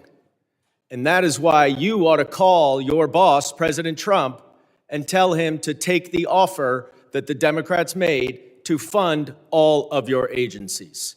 And I yield back. Gentleman yields back. Now recognize the gentleman from Oklahoma, Mr. McKean, for 5 minutes of questions. Thank you, Mr. Chairman. I wanted to look up the word obfuscate because I've been watching it play out all morning. The verb meaning to make something unclear, obscure, or difficult to understand, to conceal the truth, and frequently used in the context of communication or politics, to confuse, to cloud, to blur, to befuddle, to complicate, to mystify. I think many people remember the scene in The Wizard of Oz where the dog is pulling back the curtain and the man with the booming voice says, disregard the man behind the curtain pulling the levers and spinning the wheels. But everyone knew. It's almost like someone who pulls a fire alarm and then blames everybody else for the noise. Or the little kid that's caught with cookie crumbs on their face and says, no, it wasn't me. I don't know how, if a terrorist activity occurs, that you can wordsmith your way out of this in a few months. I would like to know how you can wordsmith your way out of this, because that's the reality. As Ms. McNeil, representing the TSA agents, as you have described, there has been 40 days, a lapse of funding.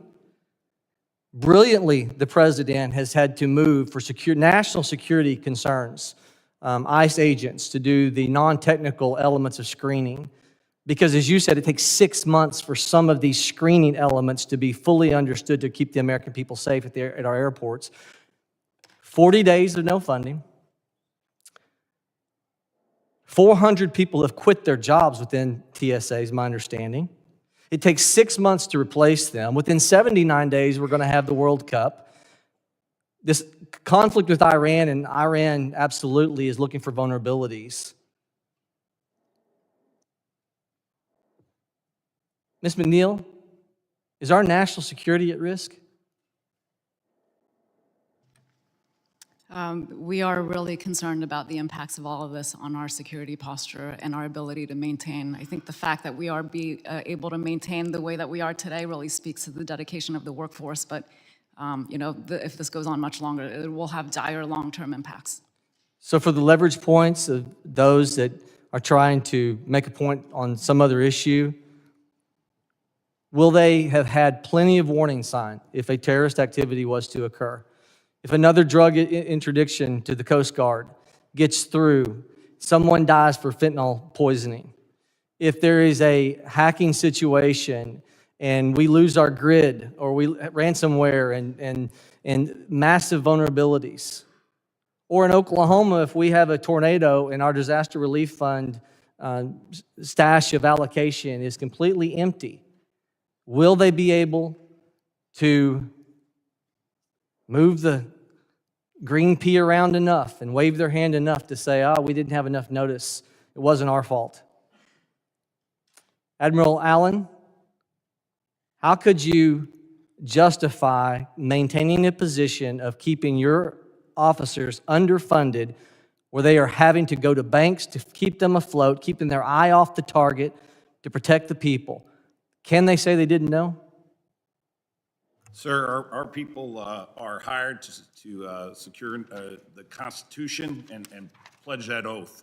With that oath, the American people have given them a contract to pay them and make sure that they're going to be able to show up to work for every day. Every day that this goes on, it's harder to do that. We have uncertainty in whether they're going to get paid, and that creates problems with readiness, and that problem with readiness creates problems with execution of dangerous missions. Ms. McNeil, for the TSA agents, given the attrition, given those that are leaving their jobs, you said 40% of people are calling in now saying, I just can't do this in some areas. 40% saying, I cannot do this. I have to go make a living for my family. I have to get a paycheck. And so that void is having to be filled. What happens months down the road because of the 6-month training requirement to get us up to speed? How many months will we be in a very vulnerable situation, even if the shutdown was to end today? As I mentioned in my opening statement, at this rate and at this point in time, we wouldn't be able to train those officers and put them in place in time for the FIFA World Cup. So, we're facing it come this summer. I yield, Mr. Chairman. Gentleman yields back. Now recognize gentleman from New York, Mr. Kennedy, 5 minutes of questions. Thank you, Mr. Chairman. A number of our colleagues have mentioned why we're here today. I want to remind my colleagues of 3 of many individuals who have brought us here today to this point. Alex Preddy, Renee Nicole Good, Narul Amin Shah Alam. They are why we are here today. There needs to be accountability at ICE. There needs to be reforms, and we need to create trust in our government agencies once and for all. I want to be crystal clear with our witnesses today that Democrats want to see each of your agencies fully funded. As a matter of fact, aside from the deal that was rejected by President Trump and ultimately Senate Republicans who are doing his bidding, Democrats have put forward a House plan, a petition on the floor that not only have I and hundreds of my colleagues already signed, that forces a vote to fund all of your agencies in full. I've signed that discharge petition. I co-sponsor that bill. And we need to make sure that our TSOs are being paid and all of these agencies are fully funded once and for all. But I want to turn to FEMA issues because this is the first time the committee has seen a FEMA witness this Congress. I understand we were supposed to have the head of FEMA's Office of Response and Recovery, Mr. Greg Phillips, to testify here today. I'm really disappointed that he's not here. I do appreciate you being here, Ms. Barton.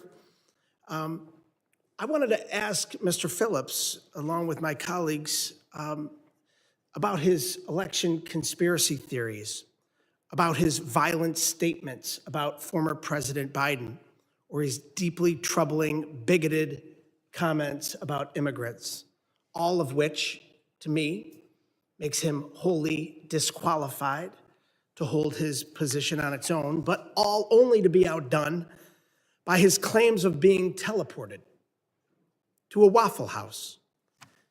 It sounds to me that Mr. Phillips is wildly unfit for his role as head of FEMA Response and Recovery, and I look forward to seeing him here before this committee in person.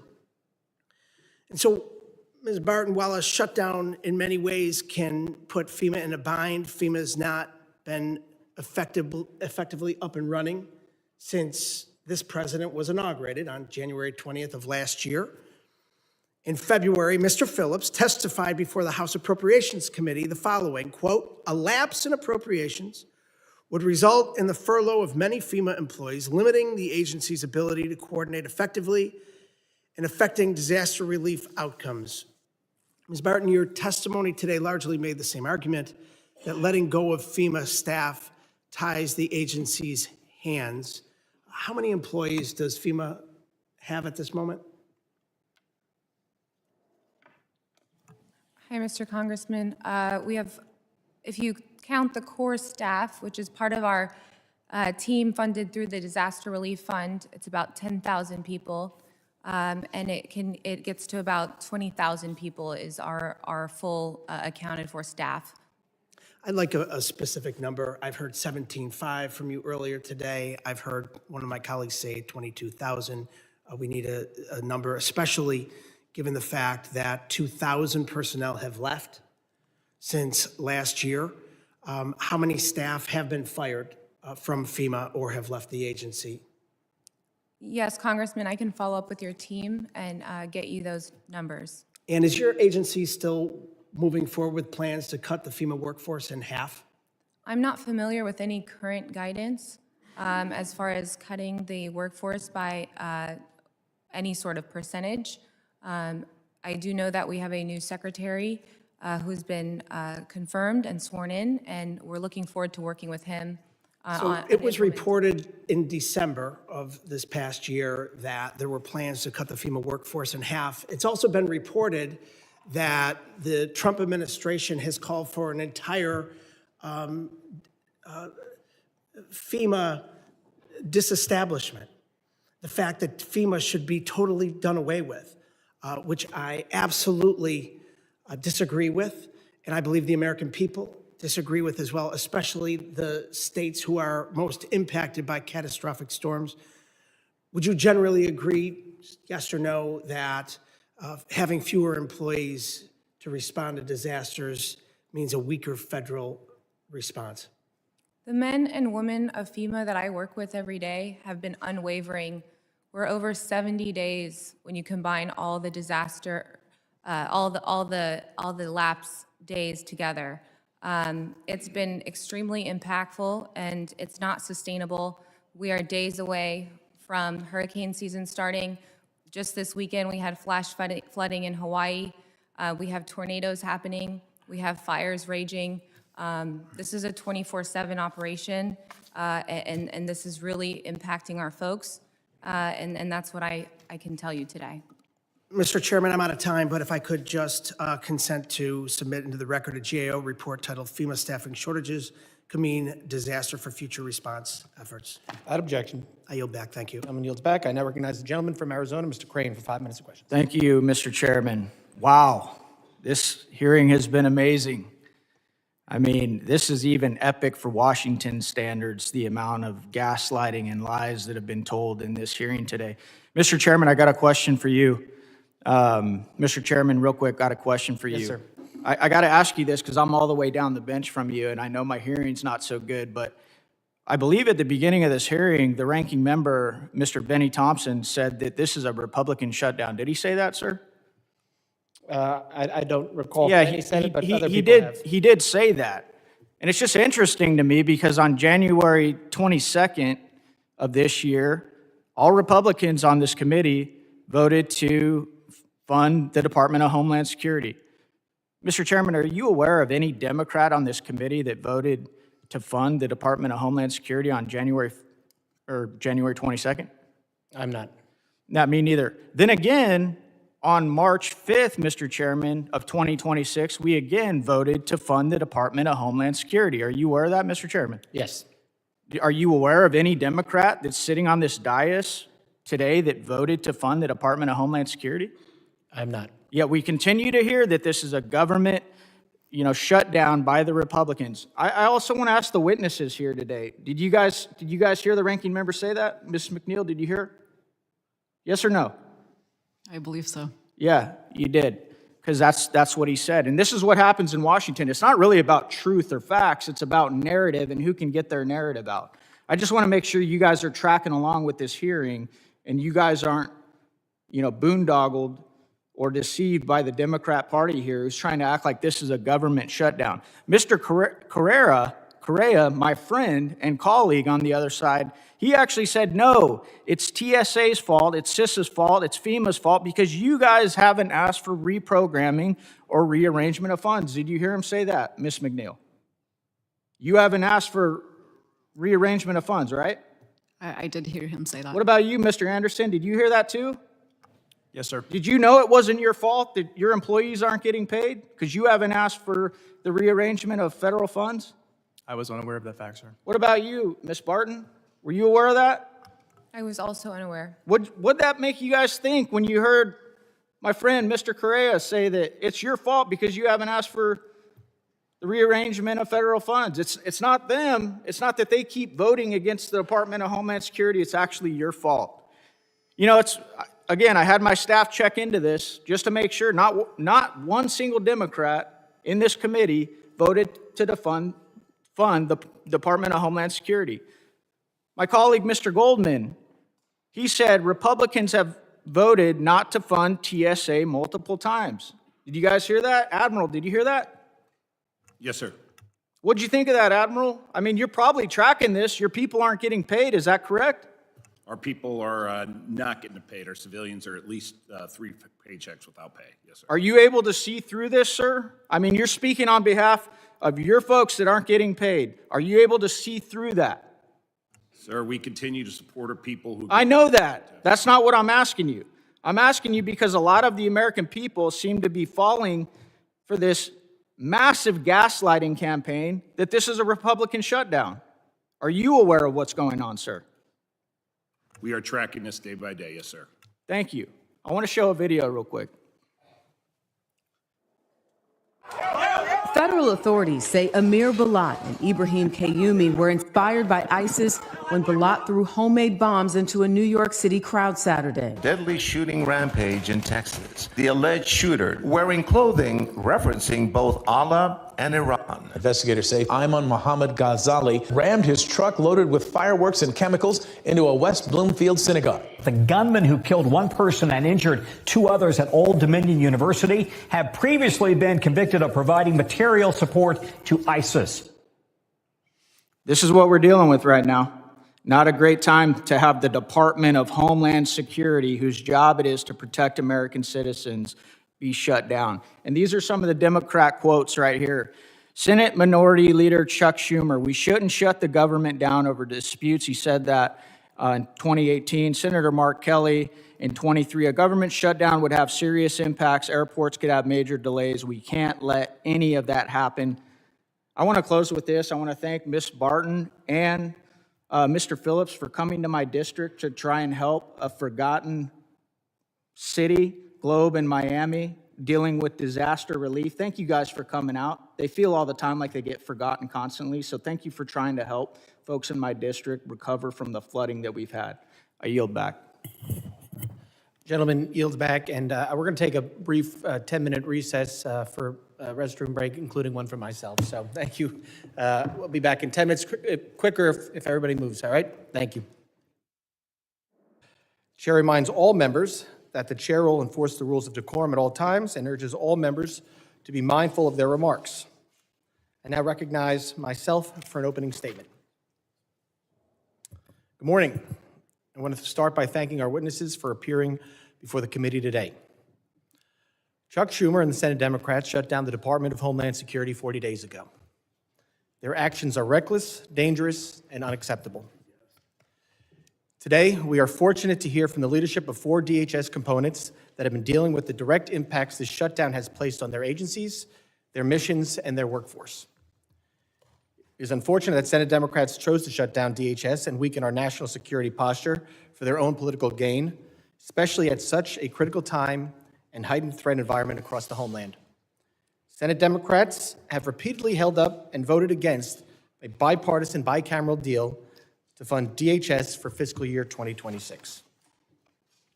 Recent developments in the Senate are showing some potential momentum towards hopefully ending this harmful shutdown soon. If a deal is proposed, we look forward to reviewing it quickly. But the fact is that DHS is still shut down today, and we should never have been in the position in the first place. And once this shutdown eventually does end, the department and its workforce will be left dealing with the damaging consequences of it for a long time. And lawmakers need to be prepared to support them. Another reason why our hearing today is so important. I expect members on the other side of the aisle to speak today about how they support funding for some DHS agencies, including those appearing before us today, such as TSA, but they do not support the rest of DHS, including ICE and CBP. To withhold funding from the department is not only flawed, but immensely dangerous. The Department of Homeland Security was created after the terrorist attacks of September 11th, in direct response to operational silos among security agencies and general failures in coordination and information sharing. As a lifelong New Yorker and the representative of a community forever marked by the September 11th terrorist attacks, the mission of the department is deeply personal for me. 25 years later, its purpose is essential as ever. Putting the fragmented pieces together under a single entity was the primary objective in creating the Department of Homeland Security. The department exists to ensure that all agencies and personnel entrusted with protecting the lives of the American people are working together to accomplish their interconnected missions to protect, defend, and secure the homeland. Democrats have argued to throw out that framework by proposing Congress fund some DHS agencies, but not others.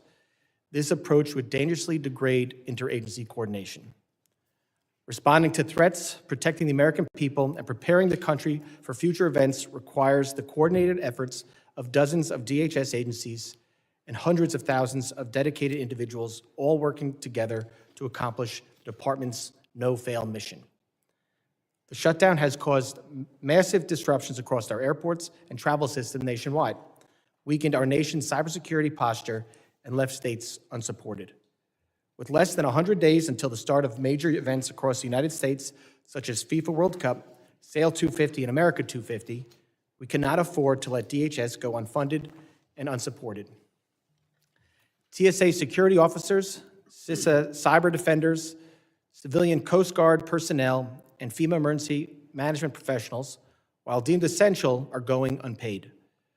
The Trump administration has been able to pay military and law enforcement personnel, but this is not a long-term solution. We must focus on funding the DHS workforce. These are public servants who care about the department's mission. These men and women keep our nation safe every day. We need the best and the brightest to defend the United States from sophisticated adversaries and dynamic threats. And this dysfunction and uncertainty only makes it harder for DHS to recruit and retain talented public servants. Washington cannot continue to disrespect and devalue their work without consequence. While back pay is helpful in the long run, mortgage payments, rent, health care, child care, car and electric bills were due yesterday. Providing food for your family cannot be put on hold while Chuck Schumer and Senate Democrats play politics with national security. I'm extremely concerned about the long-term impacts that this shutdown will have and already has had, compounded by the lingering impacts of the 43-day shutdown that DHS experienced last fall on the recruitment and retention of DHS personnel. Over 1,550 TSOs have left TSA during the past 2 shutdowns. It takes 4 to 6 months to onboard and train a new TSO. With the FIFA World Cup across 11 U.S. cities starting June 11th, millions of international fans are expected to travel through our nation's airports. This presents a dire situation both in terms of efficiency and security, and it only gets worse with each passing day. In the last several weeks, we have seen acts of violence across the country from Austin, Texas, to West Bloomfield, Michigan, and ISIS-inspired attacks at Old Dominion University and in New York City, reminding us of the persistent threat of terrorism we face and why a fully funded and functional DHS is so critical. New leadership at the department, with Secretary Mark Wayne Mullen, presents an opportunity to make improvements across the board and move forward together. The shutdown is not a game, and frankly, I'm tired of it being treated like one. The stakes are too high. We owe it to the American people to stop the political games, to fund DHS, and to get back to regular order. I hope all my colleagues will use this opportunity today to hear from the witnesses about the harmful operational and security impacts that this shutdown has caused and the long-term consequences that we need to be prepared to address. I look forward to a productive conversation with our leaders here today. I now recognize the ranking member, the gentleman from Mississippi, Mr. Thompson, for his opening statement. Thank you very much, Mr. Chairman. I welcome our panel of witnesses before us today. Mr. Chairman, Republicans holding this hearing requiring the Department of Homeland Security shutdown is a height of hypocrisy, not only because they and their president are to blame for the shutdown, but also because they are complicit in causing irreparable damage over the 15 months to DHS, its mission, and its workforce. Let me be clear at the outset that Democrats want to fund TSA, FEMA, CISA, and the Coast Guard, and have repeatedly offered bills to do just that. However, Republicans have blocked all of them. Let me say that again. Republicans have repeatedly blocked bills Democrats offered to fund every agency before this committee today. Republicans control every part of government and could have funded these agencies with Democratic support, but chose not to. Republicans could pay TSA agents today, but choose not to. You don't have to take my word for it. Republican Senator John Kennedy of Louisiana told Fox News that when Senate Republican leadership informed the president that his conference was prepared to accept the Democratic compromise position, the president said, and I quote, "No deals with Democrats." So this is a Republican shutdown, but as per usual, they take no responsibility. Maybe that's because they know the president is desperately trying to distract the public from his thousands of appearances in the Epstein files and the war he needlessly started in Iran. They know Trump doesn't want the media or the public talking about the affordability crisis he created, or skyrocketing gas prices, or raising inflation. Rather than do what's right for Homeland Security, the frontline personnel working without a paycheck, or the traveling public, congressional Republicans do Trump's bidding every time. He snaps his fingers and they jump. The only question is how high. And that's what we have here today. A shutdown congressional Republicans agreed to in order to cover for Trump. Even today's hearing is designed to cover for him. I requested that the chairman extend invitations to ICE and CBP leadership to testify today, but he declined to do so. I respect the chairman, but his decision is a troubling departure from committee practice. I've served on this committee since its inception, and I know firsthand how this committee has been run since it was stood up after 9/11. Republicans have now set an unfortunate precedent they'll have to live with going forward. But the facts remain that ICE and CBP should be here today because those agencies are critical to the full resolution of DHS's funding issues. Mr. Chairman, pursuant to Clause 2J1 of Rule 11, I'm furnishing you with a demand for a Minority Day hearing on the subject of today's hearing, signed by Democratic members. Democrats want to ensure that before we give even more money to ICE and CBP, which is already flush with cash, by the way, that we rein in the deadly abuses we saw in Minneapolis. We owe Renee Good and Alex Preddy that much. As the attorney for Renee Good's family implored the committee in a letter this week, do not forget the unthinkable killing of Renee, a loving and peaceful American mother of 3, and the broader harm done to other Americans. Trump doesn't want people to remember how his secret police shot innocent Americans dead and terrorized communities. We won't let the victims be forgotten, and we honor Renee and Alex's memory by fighting to ensure it never, ever happens again. I'm extremely troubled that Trump has deployed ICE agents to airports around the country. We cannot allow what happened on the streets of Minneapolis to happen in our nation's capital. According to the chairman's testimony, TSOs receive 6 months of training. ICE agents, according to testimony that we received before this committee, receive 47 days. So I don't understand how people with less training is going to help people who have more training. These agents cannot do TSA's job, nor should they, and they aren't trained to do it. So we see images of ICE agents standing around or walking through terminals, doing nothing to reduce the lines at security checkpoints, while TSA personnel continue to do their jobs without pay because Republicans refuse to vote for legislation to fund TSA. It's ridiculous and maddening, but not surprising. Since Donald Trump took over, he's done everything in his power to destroy the Department of Homeland Security, weaponize it against the American people, and hurt the workforce. He sent DOJ into DHS and fired or forced out thousands of hardworking employees with irreplaceable Homeland Security expertise. At FEMA, more than 2,000 hardworking employees left the agency, and CISA lost about 1,000 employees, or a third of its staff. He cut critical Homeland Security programs and is intentionally withholding grants from nonprofits like synagogues, churches, and mosques, and disaster funding from communities that desperately need it. He also attacked DHS worker union rights, and his administration is suing to end transportation security officers' collective bargaining rights as we speak. They are the hard-won rights of the very same officers Republicans are claiming to care so much about. This administration has done nothing but marginalize and denigrate TSA from the moment Trump was sworn in.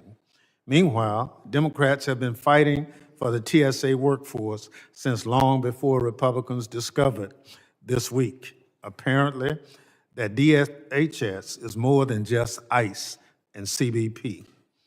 Donald Trump, Stephen Miller, Tom Homan, Kristi Noem, and Corey Lewandowski have tried to turn ICE into a national police force, a weapon for their political agenda, while systematically neglecting the critical mission of TSA, FEMA, CISA, and the Coast Guard.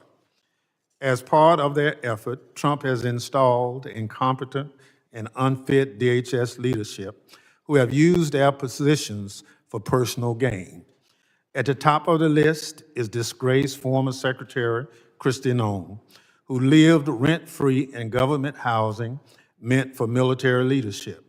She wasted millions of taxpayers' dollars on ad campaigns and photo ops, complete with I now hair, recognize makeup, and a gentleman rented from New horse Jersey, Ms. McIver, for for 5 minutes of $20,000 questions. for her to Thank pose you so much, on- Mr. for the Chairman and cameras. Ranking Member. And her I want so-called to special truly government begin by employee, recognizing and Corey thanking the dedicated Lewandowski, people used who his protect our position airways, and ports, close and relationship waterways, with Noem critical to cyber steer infrastructure, and contracts and support our sweetheart emergency preparedness systems across this country, many of whom have been forced to work without pay, which has been discussed over and over today in this committee.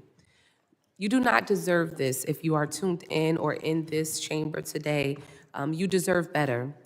You already had to deal with a month and a half without pay last year because Republicans refused to support affordable health care. Now it's been over a month without pay again because once again, Republicans refuse to rein in ICE's cruelty.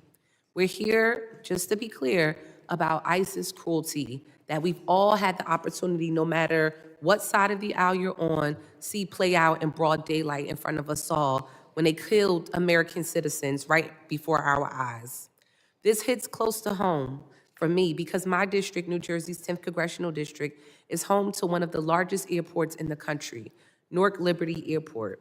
I have heard personal stories of TSA workers having to skip meals or take their kids out of daycare. These are the real-world consequences of Republicans' agenda. On top of that, ICE is now stationed in Newark Liberty Airport, adding stress, fear, and government waste to an already chaotic situation. And on top of that, chilling and drinking coffee.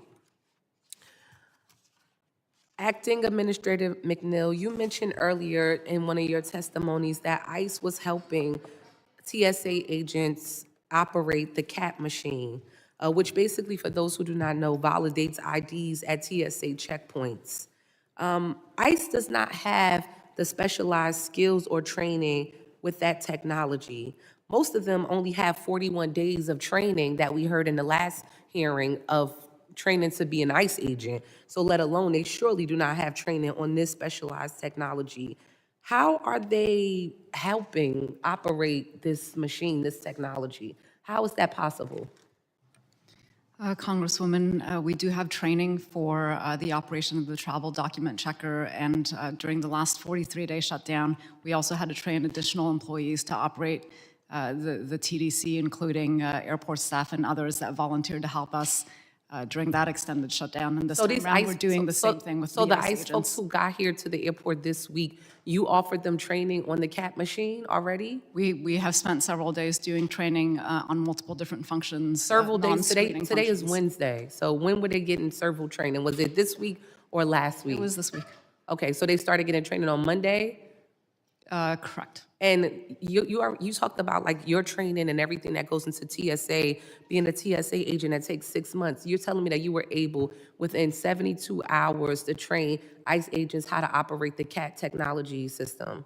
The travel document checker function is one of the non-specialized screening functions of TSA. And so where others can come in, we can train them to conduct this function while we focus our TSO workforce on some of the more highly skilled screening procedures, security screening procedures at the checkpoint.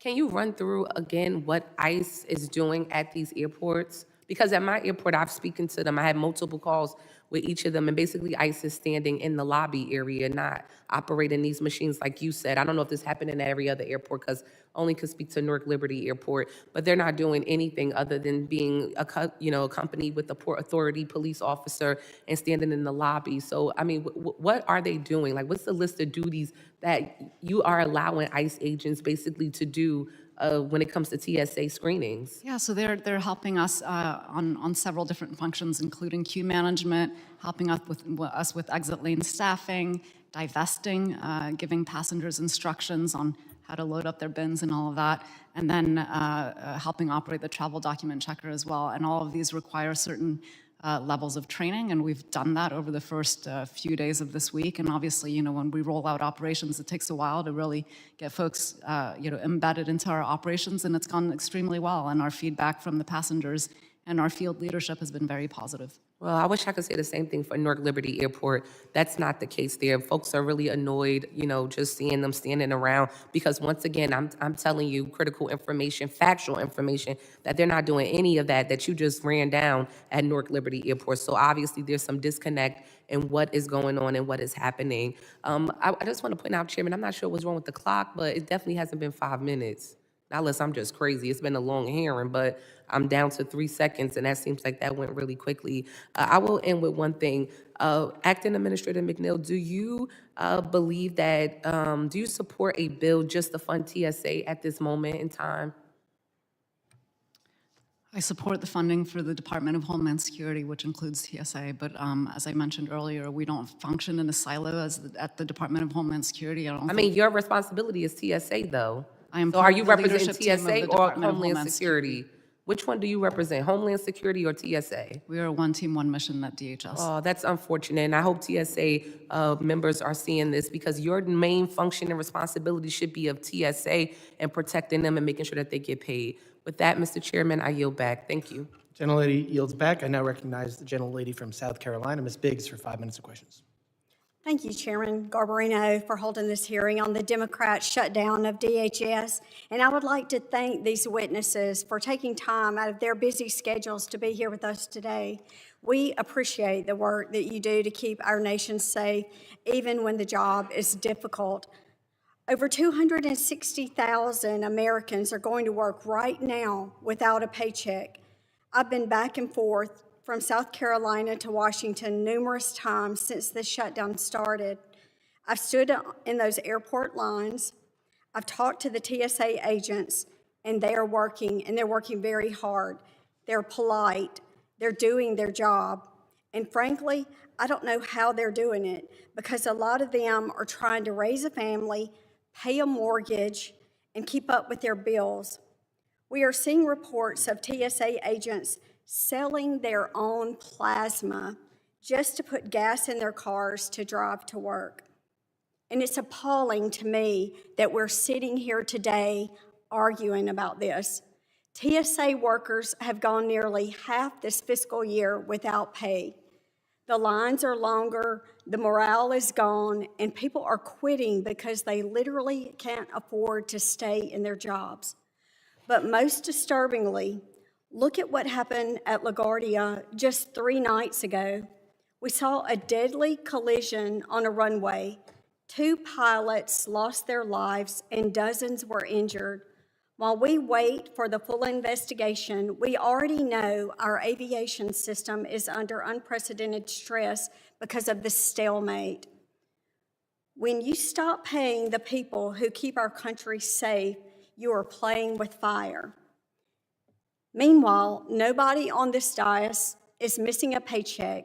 Not one person here has missed a mortgage payment or skipped a meal. I voted twice and plan to do it again to reopen DHS. We need to get these people paid and stop putting the cost of your political games on the backs of working Americans. Admiral, in South Carolina's 3rd District, readiness is non-negotiable. My Made in America Defense Act, which was signed into law by President Trump, cut red tape for our upstate manufacturers who produce critical defense supplies. But while we work to move things faster, this DHS shutdown is creating a new bottleneck. Senate Democrats are playing political games and it's stalling our progress. Admiral, specifically, how is this instability degrading your ability to protect these critical defense supply chains right now? Thank you for your question. Our defense industrial base is suffering right now. We need to rebuild it. Right now, what we are seeing is ships in our shipyards where stop work is going on because we cannot pay the bills. We are seeing crucial readiness that needs to be done in the repair of these ships, and the shipyard officers are not doing what our Coast Guard people are doing and working without a paycheck. They're asking us to leave those shipyards because we cannot pay the bills. So while we're allowed to contract, we can't pay the bills. And in many cases, shipyards and industrial-based leaders, that's 25% of their total income. So trying to get to them to help them with cash flow, we're not doing it. What we worry about is that's not only a near-term impact, but as we bid for these contracts with these companies in the future, they're not going to come to the Coast Guard. They'll go to the Navy, they'll go to the Marines, they'll go to the others receiving a budget. Thank you so much, and thank you again for your service. And with that, I yield back. Gentlelady yields back. I now recognize the gentlelady from Texas, Ms. Johnson, for 5 minutes of questions. Thank you, Mr. Chairman. You know, it is so interesting to me. We're sitting here, and what you have are members of both sides, Republican and Democrats alike, are telling each one of you, Coast Guard, TSA, CISA, FEMA, that your work is important. We value your work. We honor your service to this country, and you should be paid. There seems to be unanimous agreement. Everyone here is saying you should be paid. No one is saying you should not be. No one. The problem is, what we have a disagreement on is ICE, how it's functioning in this country, and how it's terrorizing the citizens of this country. And why we can't come together and agree and fund the things there's no disagreement on, each one of your agencies, and then respectfully disagree on what we disagree on and work on that. That's a very real pragmatic, very responsible solution to where we are. All the important work you're doing gets funded. All of the employees you oversee gets handled. All the important work you do for our national security gets paid for. Congress can work and agree on the things we agree on and then respectfully disagree where we disagree. And then our country is not shut down in a travel nightmare. And you know what? That is exactly what is before the House.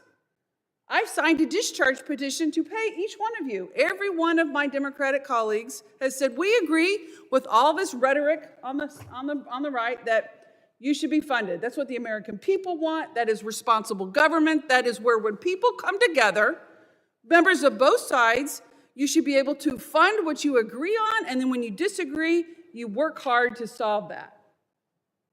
But all this pomp from the Republicans is ridiculous because they are holding this agreement hostage for ICE. We're saying we want to continue to work on this and we want to make improvements, but they're like, no, no, no.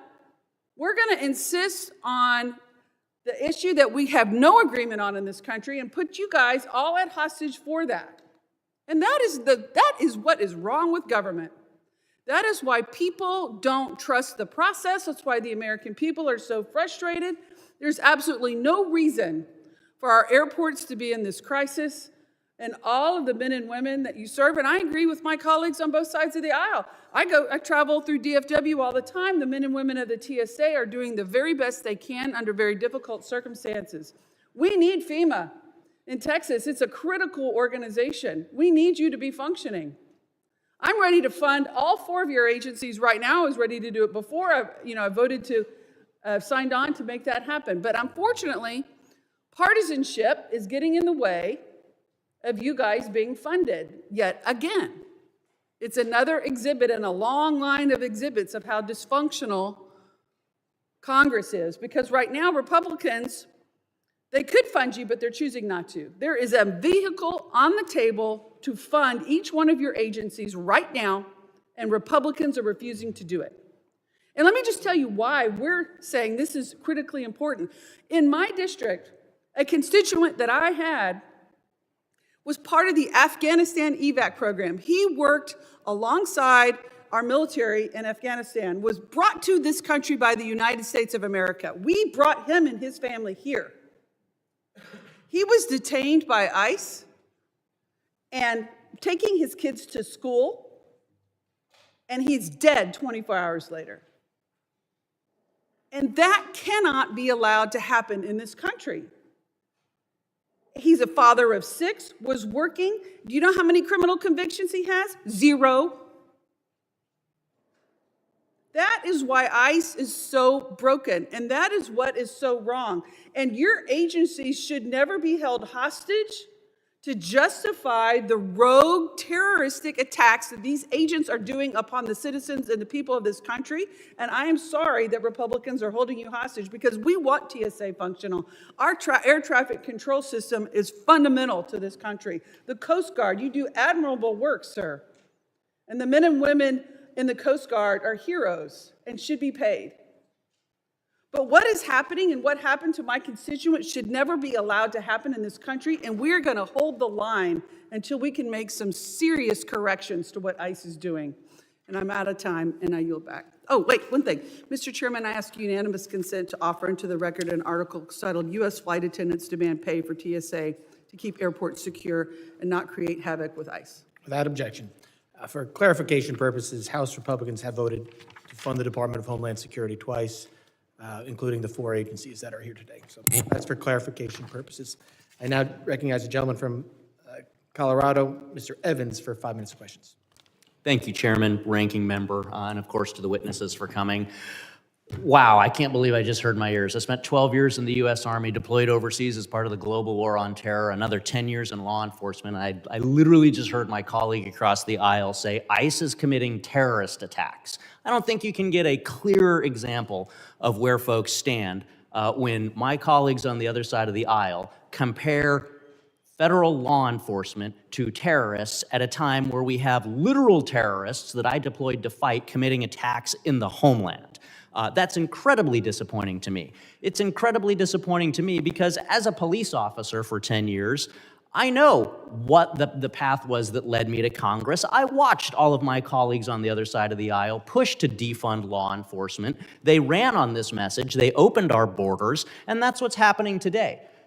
Democrats continue to defund the police, just by refusing to pass the Department of Homeland Security appropriations bill. I know it, I saw it as a cop, it's what's playing out today, and they've done it not once, but twice. This isn't conjecture. Go look up the votes. H.R. 7147. This is the Department of Homeland Security appropriations bill. Look up the votes on H.R. 7147. Look up the votes on H.R. 7747. This is the second Department of Homeland Security appropriations bill. Go look at the votes, follow the actual facts. And then, Mr. Chairman, not just me saying this and referring to the votes, this is The Hill. I'll read you the headline: DHS shutdown stretches to 35 days as Democrats block funding bill. A motion to advance the bill failed 47 to 37, falling short of the 60 votes it needed to overcome a Democrat filibuster. Centrist Senator John Fetterman was the only Democrat to vote yes. Mr. Chairman, with your consent, I move to admit this to the record. Without objection. Thank you. We know what's happening right now. We have the Department of Homeland Security shut down because Democrats have never moved on from defunding the police. They've never moved on from their open borders policies. The votes back it up. The Hill backs it up. And while this is happening, critical agencies like CISA, the Cybersecurity and Infrastructure Security Agency, is being shut down. CISA has blocked billions of cyber threats to our civilian networks and critical infrastructure in 2025. The Coast Guard, key to combating drug trafficking in the Western Hemisphere, and I'll remind my colleagues, drugs under the previous administration killed 400,000 Americans. That's shut down. Wildfire risk in Colorado is at an all-time high due to drought and an unusually dry winter. The Federal Law Enforcement Training Center, which ensures that law enforcement is trained, is shut down, which is ironic because I keep hearing from Democrats that they want ICE agents to be trained better, but they're shutting down the very entity that helps with federal law enforcement training. TSA callouts are at a record high across U.S. airports, and as of today, 460 officers have left TSA. Travelers are seeing long lines, and you can see behind me that we literally have Denver International Airport, which is the airport I fly in and out of, asking for gift cards and donations to their TSA agents so that they can maybe make ends meet and keep coming to work. And so my first question to Administrator McNeil: how many people, especially parents, would accept a job with the promise of intermittent gift cards instead of a secure paycheck? And how have these shutdowns impacted your agency's ability to recruit and retain officers? I think you're absolutely right, Congressman. We have heard a report back of folks that have been interested in joining the TSA and had plans to.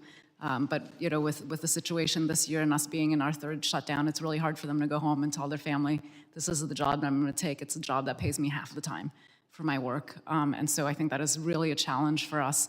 And then for the officers that are there, they're continuing to show up under duress, honestly, right? Financial duress, and they're continuing their commitment to the traveling public, and we could not be prouder of them.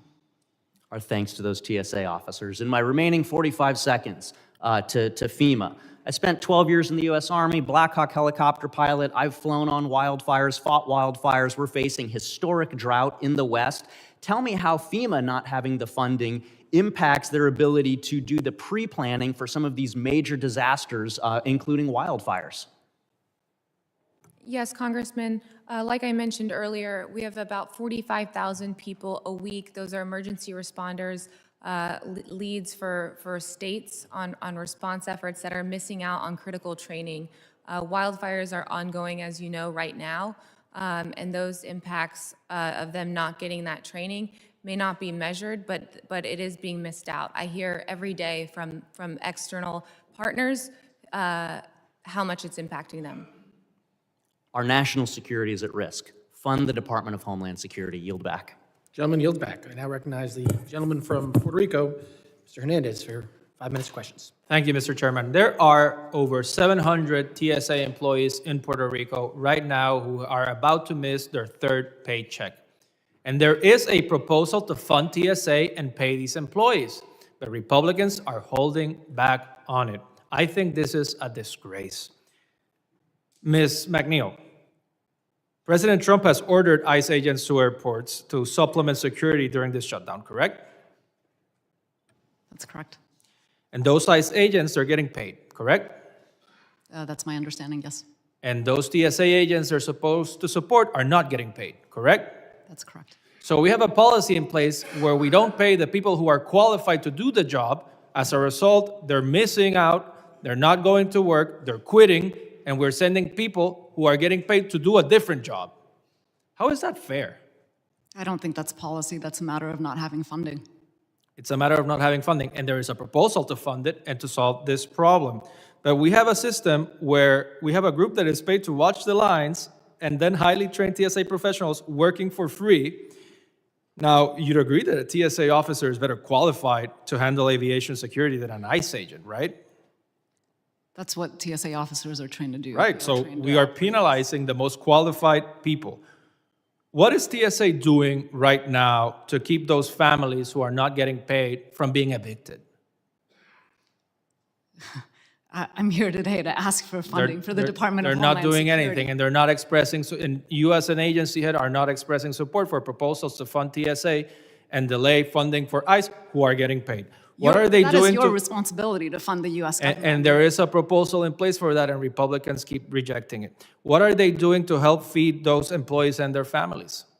We're doing Nothing. food pantry. Now, is it true that DHS donations. has told state governors that they can't support federal employees with state funds? That is not true. There are laws in how we can use donated funds, and where they have offered, we've Has been able to deploy TSA that to told support our- governors that they cannot pay TSA employees their salaries? That is correct. That is a matter of law. Is that a matter of law or a matter of policy? It's a matter of law, from my understanding. Do you support changing that law in the future? Well, that would be the role of Congress to change laws. But would you support it? Would you support paying TSA employees in spite of government shutdowns in the future? I think that we need to look really hard after we come out of the shutdown to ensure that the continuity of our operations. We have proposals for that, and they have not been voted on. I want to move over to FEMA. Ms. Barden, how many FEMA staff are currently reporting to their workplace but not performing work? I'm not familiar with your question. We've seen reports that many FEMA employees are being asked to report to work but not to do any actual work. Is that correct? Everyone who's reporting to work in my staff is completing the functions that they're allowed to do under the LAPS guidance. Well, we are concerned to learn that FEMA leadership issued an agency-wide directive last month ordering all activities to cease, including work by staff funded through Disaster Relief Fund, who are still being paid during the shutdown. And these are the very employees responsible for overseeing long-term recovery efforts, like the projects underway in Puerto Rico. These projects operate on strict performance timelines. Every single day counts, and delays are not an option. And this is compounding existing delays caused by the previous secretary's disastrous policy requiring personal approval for FEMA projects over $100,000. And now we're hearing that FEMA staff are just sitting around playing video games and watching TV on the clock. That is a complete waste of taxpayers' money. Now, how is this stop work order impacting long-term recovery for places like Puerto Rico? I'm not familiar with the exact stop work order. It may be the previous DHS guidance that went out. So I will look into that and get back to you. I understand we do have new leadership. Okay, thank you. No, you can get back to us on that. And now, because I'm almost out of time, the director of FEMA's recovery office in Puerto Rico was fired last month on the same day as a meeting between then Secretary Noem and our governor. DHS has not provided us or the public with a reason for this termination, and we find it suspicious that FEMA's recovery director for Puerto Rico was fired mere hours after their meeting. Did you have a role in Mr. Garcia Martino's termination? In my capacity, I'm at FEMA. I'm not privy to how that meeting was, and I was not part of that meeting. But did you have a role in his termination? No, I did not. Do you know why he was terminated? I'm not familiar with the exact details, but We think transparency is important, and we find the timing of this suspicious and disruptive to Puerto Rico's long-term recovery efforts. Thank you. I yield back. Thank you. Gentleman yields back. And I appreciate my colleagues' comments, but for clarification purposes, House Republicans have voted twice to fund the Department of Homeland Security, including the 4 agencies that are here today. I now recognize the gentleman from Alabama, Mr. Strong, for 5 minutes of questions. Thank you, Chairman Garbarino, Ranking Member Thompson, and I thank the witnesses for being here today. We are less than 100 days away from hosting the world's largest sporting event featuring 104 matches across 16 cities, equivalent to 3 Super Bowls a day for 5 weeks. And Democrats continue to put politics over security of our nation. All members will be given another chance to fully fund the Department of Homeland Security this week. I look forward to voting for a third time along with my Republican colleagues to fully fund the department and each of your agencies. I'm especially grateful to the TSA workforce at Huntsville International Airport, where operations are continuing, albeit at a little slower pace, despite the challenges and physical strain caused by the shutdown. However, not every small airport has the same level of community support. Ms. McNeil, as TSO call-out rates continue to rise, are smaller airports at risk to reduce operations or temporary closure, and what would be the impact on the communities that rely on them? Thank you, Congressman. As the shutdown drags on and we see increases in call-out rates, we'll have to make real-time decisions on how we operate. And so, for example, we have many small airports that operate 1 or 2 lanes, and a few call-outs could really severely impact our ability to run the operations. And so in those scenarios, we would not be able to open the checkpoint at the airport. Thank you, Ms. McNeil. Could you also tell us how the current lapse in appropriations affects TSA contracts, equipment development, and pilot programs, and what the operational consequences of those disruptions are?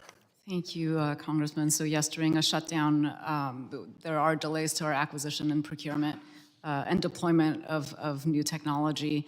And then also on the research and development side, that largely stops as well. And so it does really hinder our ability to modernize TSA and deploy additional technology out there and get the tools out there in the hands of our officers, the tools that they need and deserve to do their jobs every day.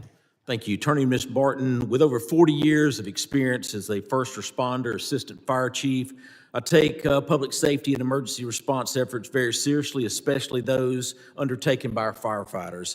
How are U.S. Fire Administration operations, including the National Fire Academy, being affected, and how could a prolonged shutdown impact the preparedness of firefighters across the country? Thank you, Congressman, and thank you for your service. The USFA has had to cancel several of their training and postpone that to include Police Week that they host in Emmitsburg as well. These critical trainings being postponed are impacting training and responsibilities throughout the nation, as well as the opportunity for emergency responders to coordinate and share lessons with each other in person. Thank you. Admiral Allen, I was encouraged to see the Coast Guard exceed in fiscal year 2025 recruiting goals, and I was especially glad to see the announcement of the new training center in my home state of Alabama, which will help strengthen the Coast Guard's workforce pipeline. However, that kind of momentum can be fragile during funding lapse. How has the current shutdown disrupted recruiting, training, and your programs? Sir, thank you for that question. Just a couple points on that. So as we try to get recruits to our training center, Cape May, we're seeing about a 10% delay in those guys actually getting there. So we are already falling behind on the numbers that are there. Second, our food services culinary specialists that make the food there, they rely on vendors in the towns to deliver food. We are not paying those vendors anymore, and we're worried that any day they're going to stop showing up with food to pay our recruits that are at our training centers and our other places. Thank you. And then I think while we've had great retention, now we are dealing with, hey, if you go to other services, you'll get paid. DHS, it continues to be a question. Thank you. Ms. Barton, FEMA's Center for Domestic Preparedness is in my home state of Alabama. Are the students that are typically trained at the center, how would you assess the impact of these classes and postponements of national security and readiness overall? Overall, there's been several training, about 45,000 students and emergency responders who are able to participate in those trainings are having to postpone those. Travel has been canceled. I hear firsthand the impacts. Many folks are getting concerned the closer we get to hurricane season and just all the various response situations that come up. There may not be an exact metric, but as the days go on, it continues to get worse. Thank you. Thank you. And Chairman Garbarino, I yield back. Gentleman yields back. I now recognize the gentlelady from New Jersey, Ms. Poe, for 5 minutes of questions. Thank you, Mr. Chairman, and to the ranking members, and thank you to the witnesses that are here today. I'm really very happy that we are having this discussion. We all recognize that the Department of Homeland Security has a critical mission to protect American people. This is why my Democratic colleagues and I have introduced legislation to fund TSA, FEMA, CISA, as well as the Coast Guard to end this shutdown. Sadly, Republicans are blocking these bills to stop reforming ICE and are holding agencies hostage to hide responsibility. The deployment of violent agents into cities like Minneapolis shows why we cannot give ICE a blank check. We cannot continue to let them terrorize our communities and kill our neighbors. And we should get them out of our airports now. Last summer's reconciliation bill gave ICE and CBP enough funding to sustain themselves for years. So why then are Republicans still asking for more money for ICE? If my GOP colleagues cared about keeping our country safe, they would sign our discharge petition and force a floor vote on our bill to fund TSA and other DHS offices like FEMA and the Coast Guard immediately. Our bill would do everything possible to fund the Department of Homeland Security while supporting reforms that are supported by Democrats, Republicans, and independents alike. The problems we've seen over the last several years, the last several weeks, let's be clear, the last several weeks are not all due to the shutdown. Yet DHS has launched a misinformation campaign to mask their own failures by blaming it on the shutdown. Let me give you an example. The FIFA World Cup Security Grant Program. Last summer, Congress approved $625 million for host cities to enhance security and preparedness for the games. FEMA, an agency the president has gutted, was tasked with administering this grant program. Initial estimates place the delivery of these federal dollars in the hands of host cities by late fall. On November 12th of last year, FEMA's own announcement stated that this money would be awarded no later than January 30th, 2 weeks before the DHS shutdown began. But let me just be clear. If you go to the FEMA website, their very own website, which was published and released last year in August 13th, in 2025, it indicated that it would be awarding many of these projects by no later than September 30th of 2025. That was last year. We are still today talking about this. So, but what FEMA has done, it has absolutely blew past all of those deadlines, leaving host cities in the dark on if this security funding would ever be delivered. Clearly, it was only just delivered for some of them, not all, just this past month, after so long, after so many of us talked about that. Our committee heard testimony from tournament organizers about the chaos and the uncertainty FEMA's delays caused. The growing backlash forced former Secretary Noem to imply that she couldn't award this money because of the shutdown. But last week, all of a sudden, the money was made available anyway. Well, which is it? Is it the shutdown? Is it last year's announcement? What is it? Clearly had absolutely nothing to do with the shutdown. Ms. Barton, thank you very much for being here. You worked in the office of the secretary. Why blame the shutdown for DHS' own failure to deliver the World Cup grant funding on time? Congresswoman, I also share your concerns on delays. However, we will say that this is the third shutdown we've experienced. And Absolutely, no. During I'm sorry, shutdowns, Ms. we Barton. prioritize the My most question urgent to life. you was, why would you blame the deadline, the failure to submit those grants on time on the shutdown, when in fact that occurred prior to the shutdown? Please just answer the question. Unless you are unable to answer it because of your own department's very own doing. So please just answer the question. Why blame the shutdown on something that you all had the ability to do prior to the shutdown? When turning on a machine after being off for over a month, these impacts are going to go beyond. Even though we get funded, the impacts will happen. Ms. Barton, did I not say that we had the, I'm sorry, Mr. Chairman, sorry. Thank you for your levity. Ms.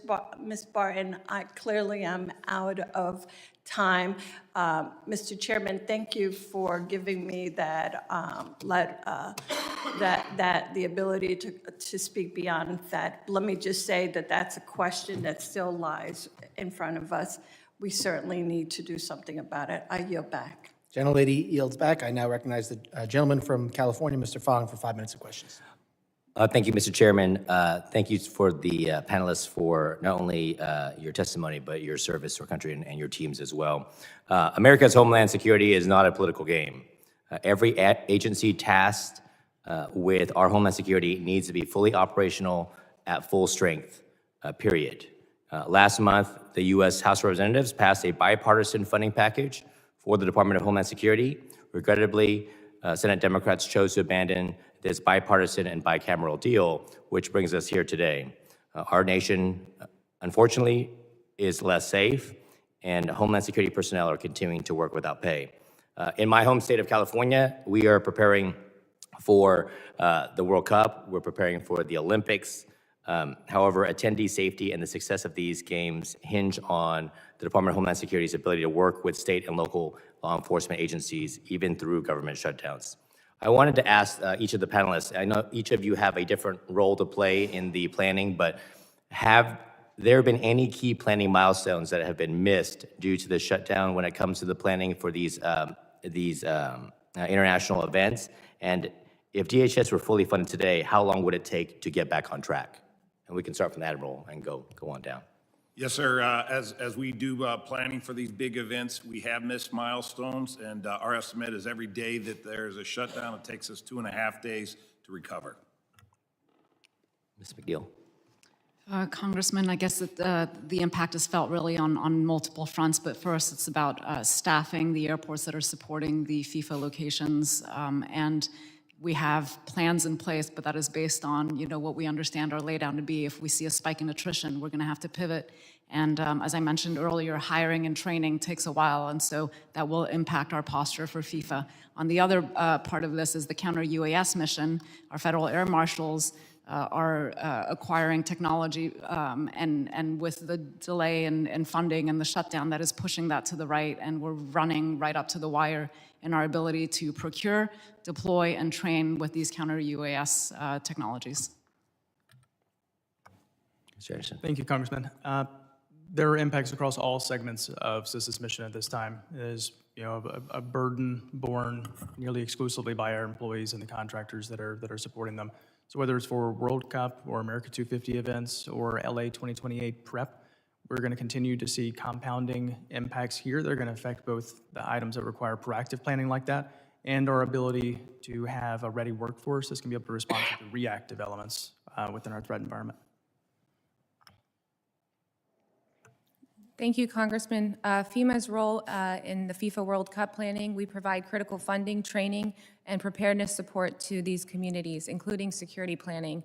The compounded effects of multiple shutdowns over the last 6 months clearly has made us miss some milestones, to include the funds that the Congresswoman had just mentioned as the FIFA World Cup funding. As this continues, I imagine we will continue to see more breakdowns as we do not have our entire team in place to work on these efforts. So no doubt the consequences are very real. This is not an academic conversation that we're having, and American lives and the lives of our visitors, international visitors, are put at risk.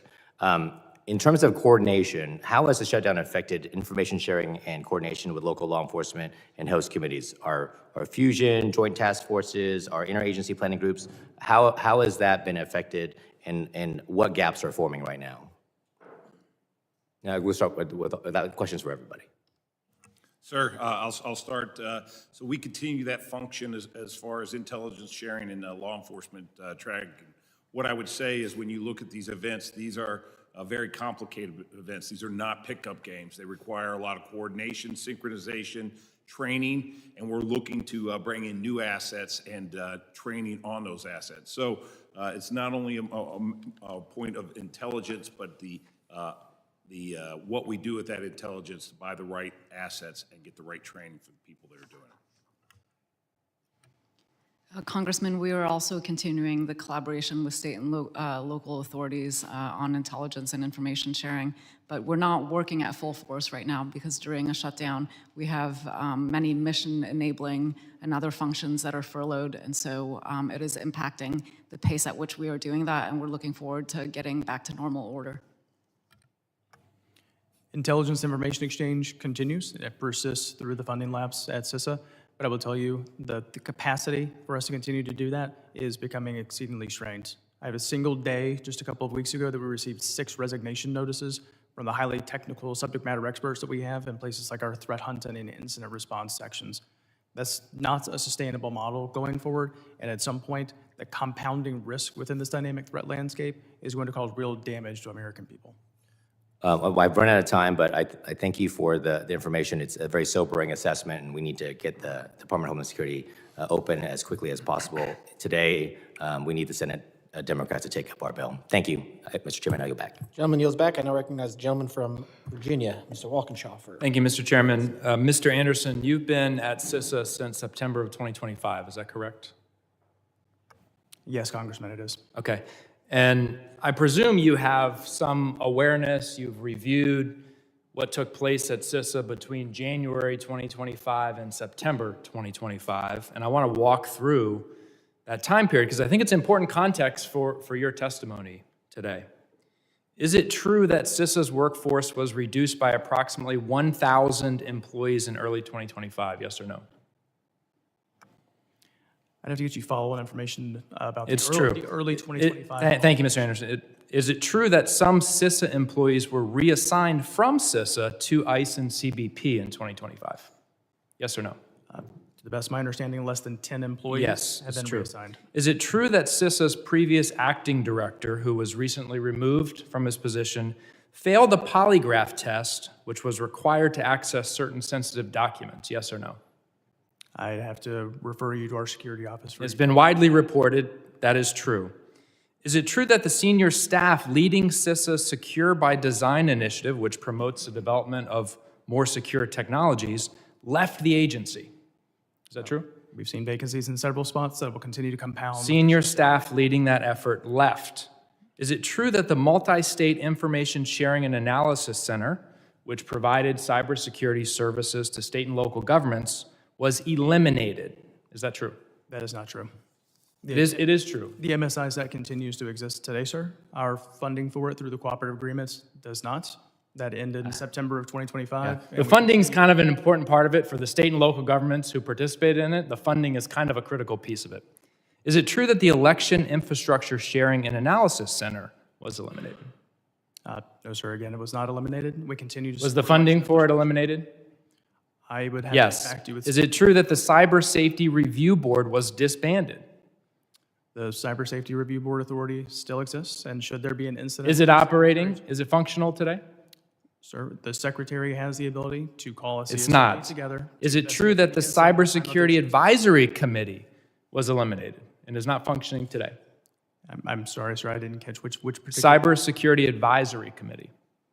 To the best of my knowledge, that does not exist today. Is it true that the Critical Infrastructure Partnership Advisory Council no longer exists today, to use your language? Yes or no? Sir, we have the authority to be able to move forward with CPAC. I can't publish it in the Federal Register notice because it's not necessarily directly touch on imminence of threat and protection of life and property. No longer operating. Was operating in 2024, is not today. I want to make sure I have this right. Before a single dollar of appropriations lapsed before this shutdown, this administration cut 1,000 employees, reassigned others to immigration enforcement, gutted advisory structures, eliminated information sharing partnerships. When I read your opening statement, I was struck by a few things that you wrote. You said, and I'm quoting directly, the shutdown prevents us from operating under normal conditions. You said many proactive services, planning, and industry and stakeholder engagements are paused or significantly scaled back. You said planned engagements with critical partners are on hold, all because of the shutdown. Those statements are true. But here's the irony. Long before this shutdown, your agency's workforce was gutted.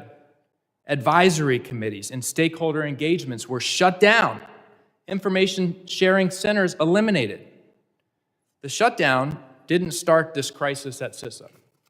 Donald Trump did. And why?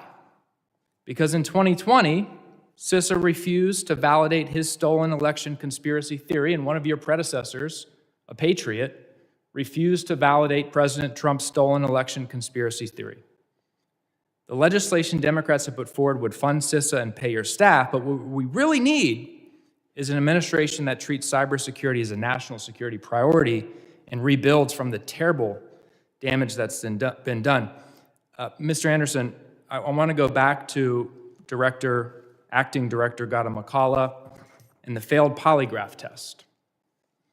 That was a polygraph required to access sensitive documents. My understanding is 6 CISA employees were put on leave for following the protocols required by CISA and the agency that owned that information. And I want to ask you, will you commit to working with this committee to ensure that the employees who were put on leave or reinstated, any derogatory information added to their personnel records are removed?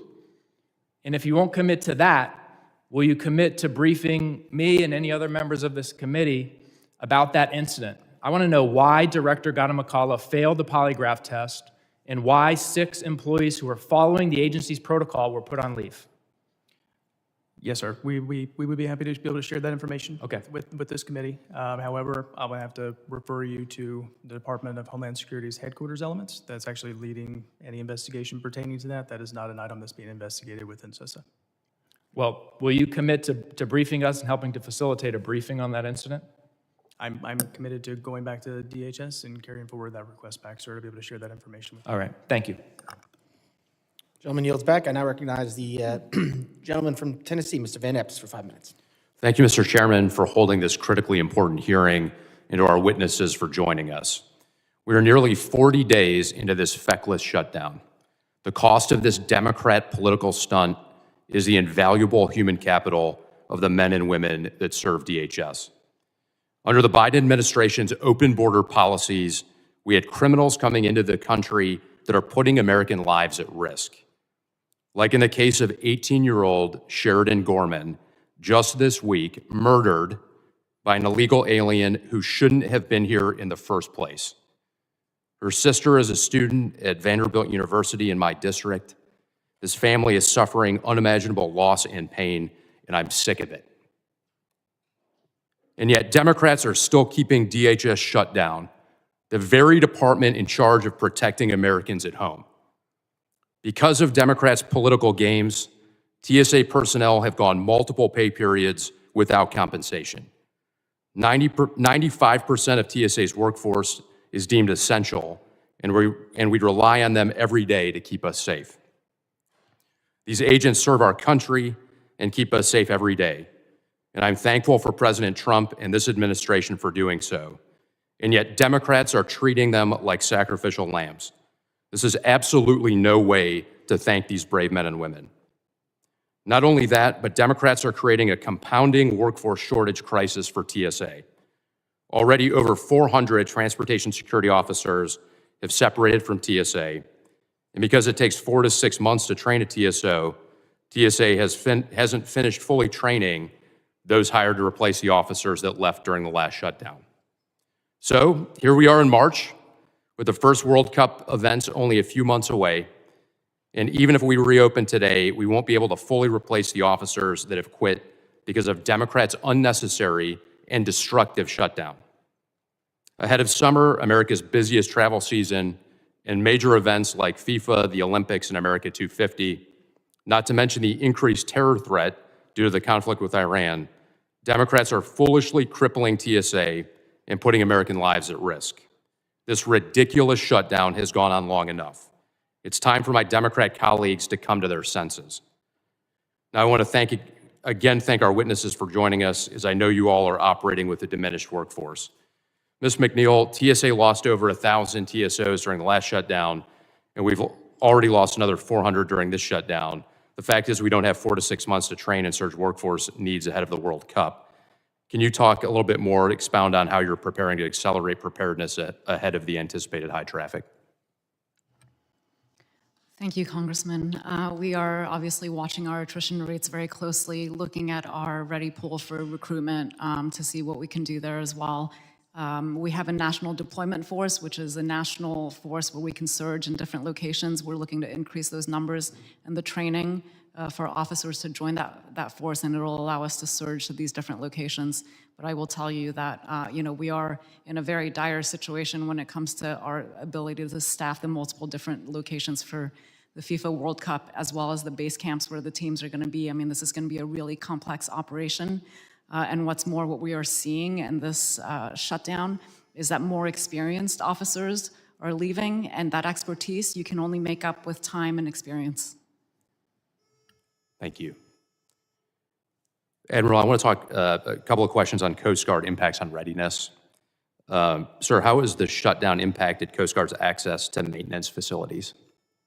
Sir, the United States Defense Industrial Base is already suffering. There's not enough capacity within it. So we work very hard to get the capacity we need. Now that we have ships in those yards and when they're doing maintenance, we haven't been able to pay them for 40 days. So we are seeing stop work orders come in on several of our ships.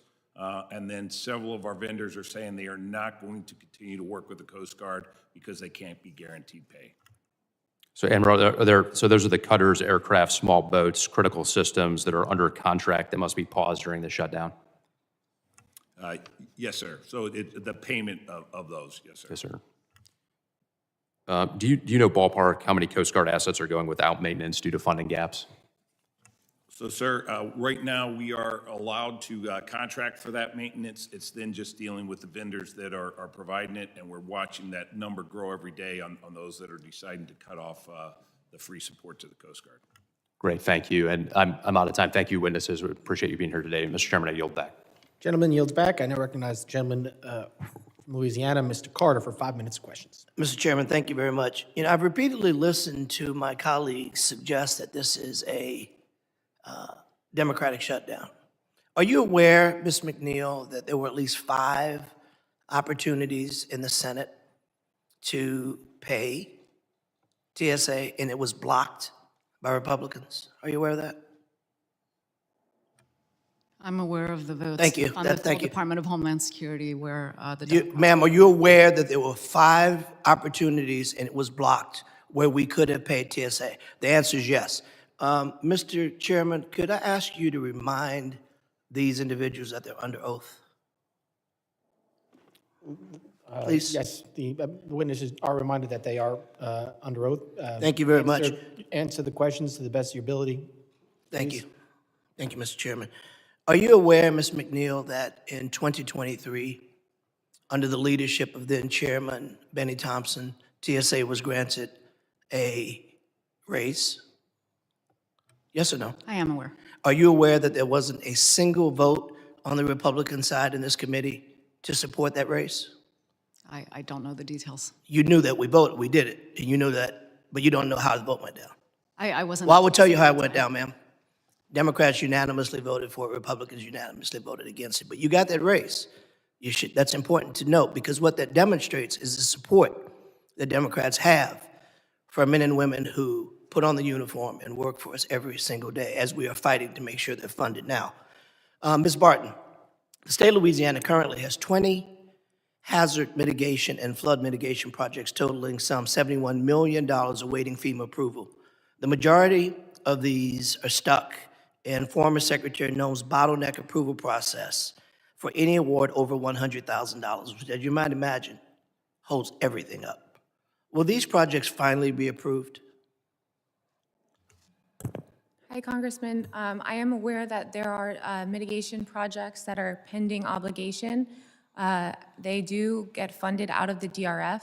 As soon as we are able to ensure that we have a healthy funding ability, we would be happy to work with your office and ensure that those obligations get made. Thank you very much. I appreciate that.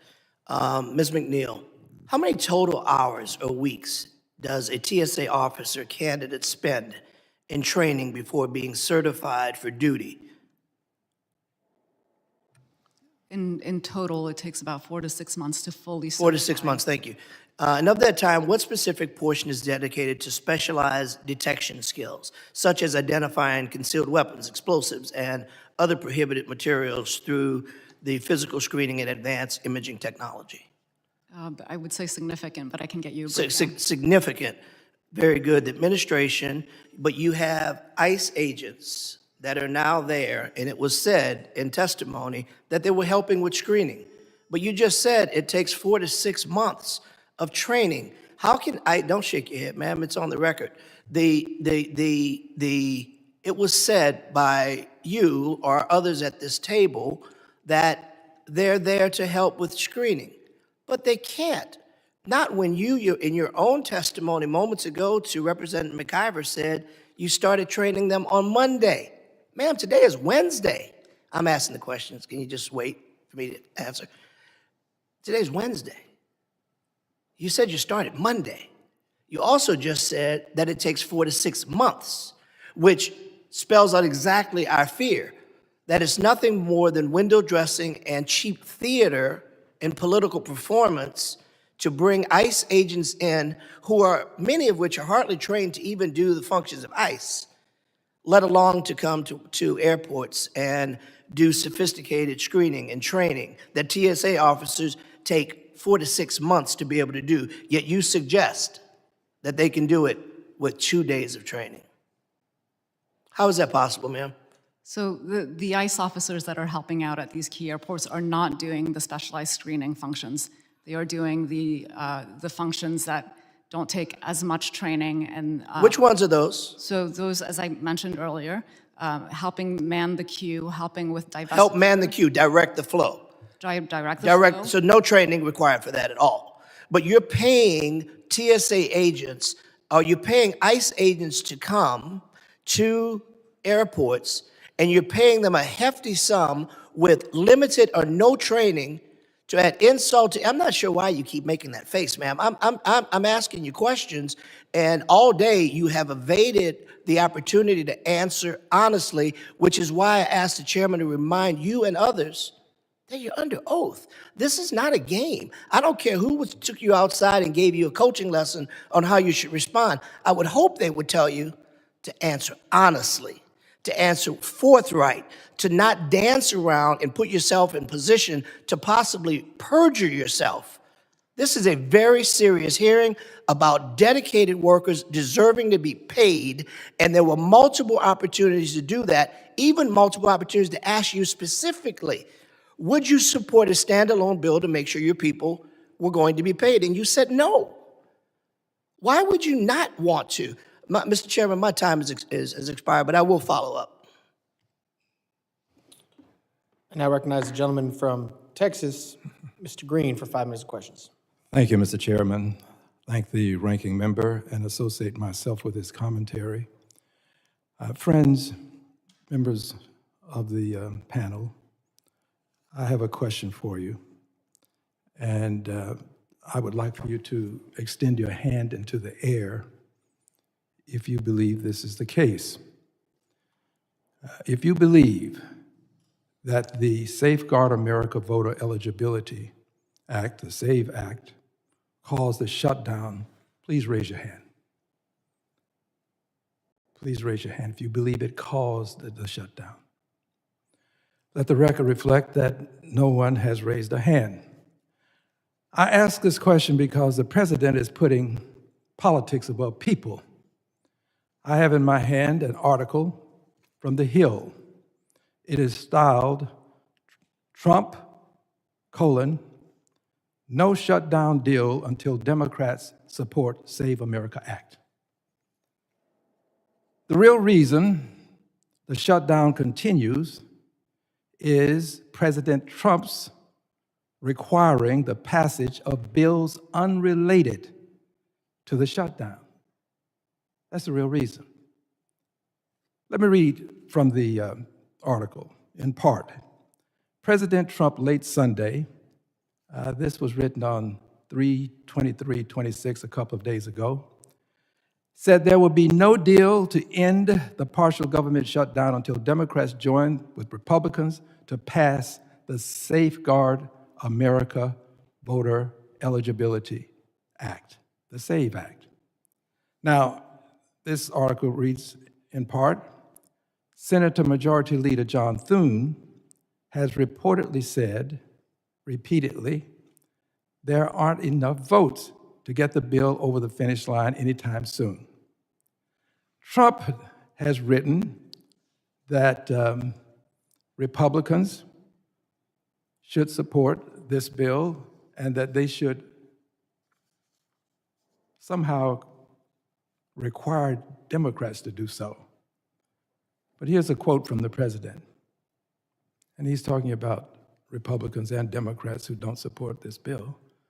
They will never be elected again. In other words, lump everything together as one and vote with 3 exclamation points, kill the filibuster. Now, there is the real reason. The president desires to kill the filibuster, the requirement that you have 60 votes to get to cloture before you can pass a bill with 51. He wants to kill the filibuster. And if he can accomplish this, then he'll do some other dastardly things. But killing the filibuster is his goal, and as a result of this being his goal, he is pushing the Republicans to use 51 votes, as opposed to continuing to use the rule that requires 60. The president doesn't care about the TSA workers. This is not about helping them. It's about getting his way. And he has complete control of the Republican Party.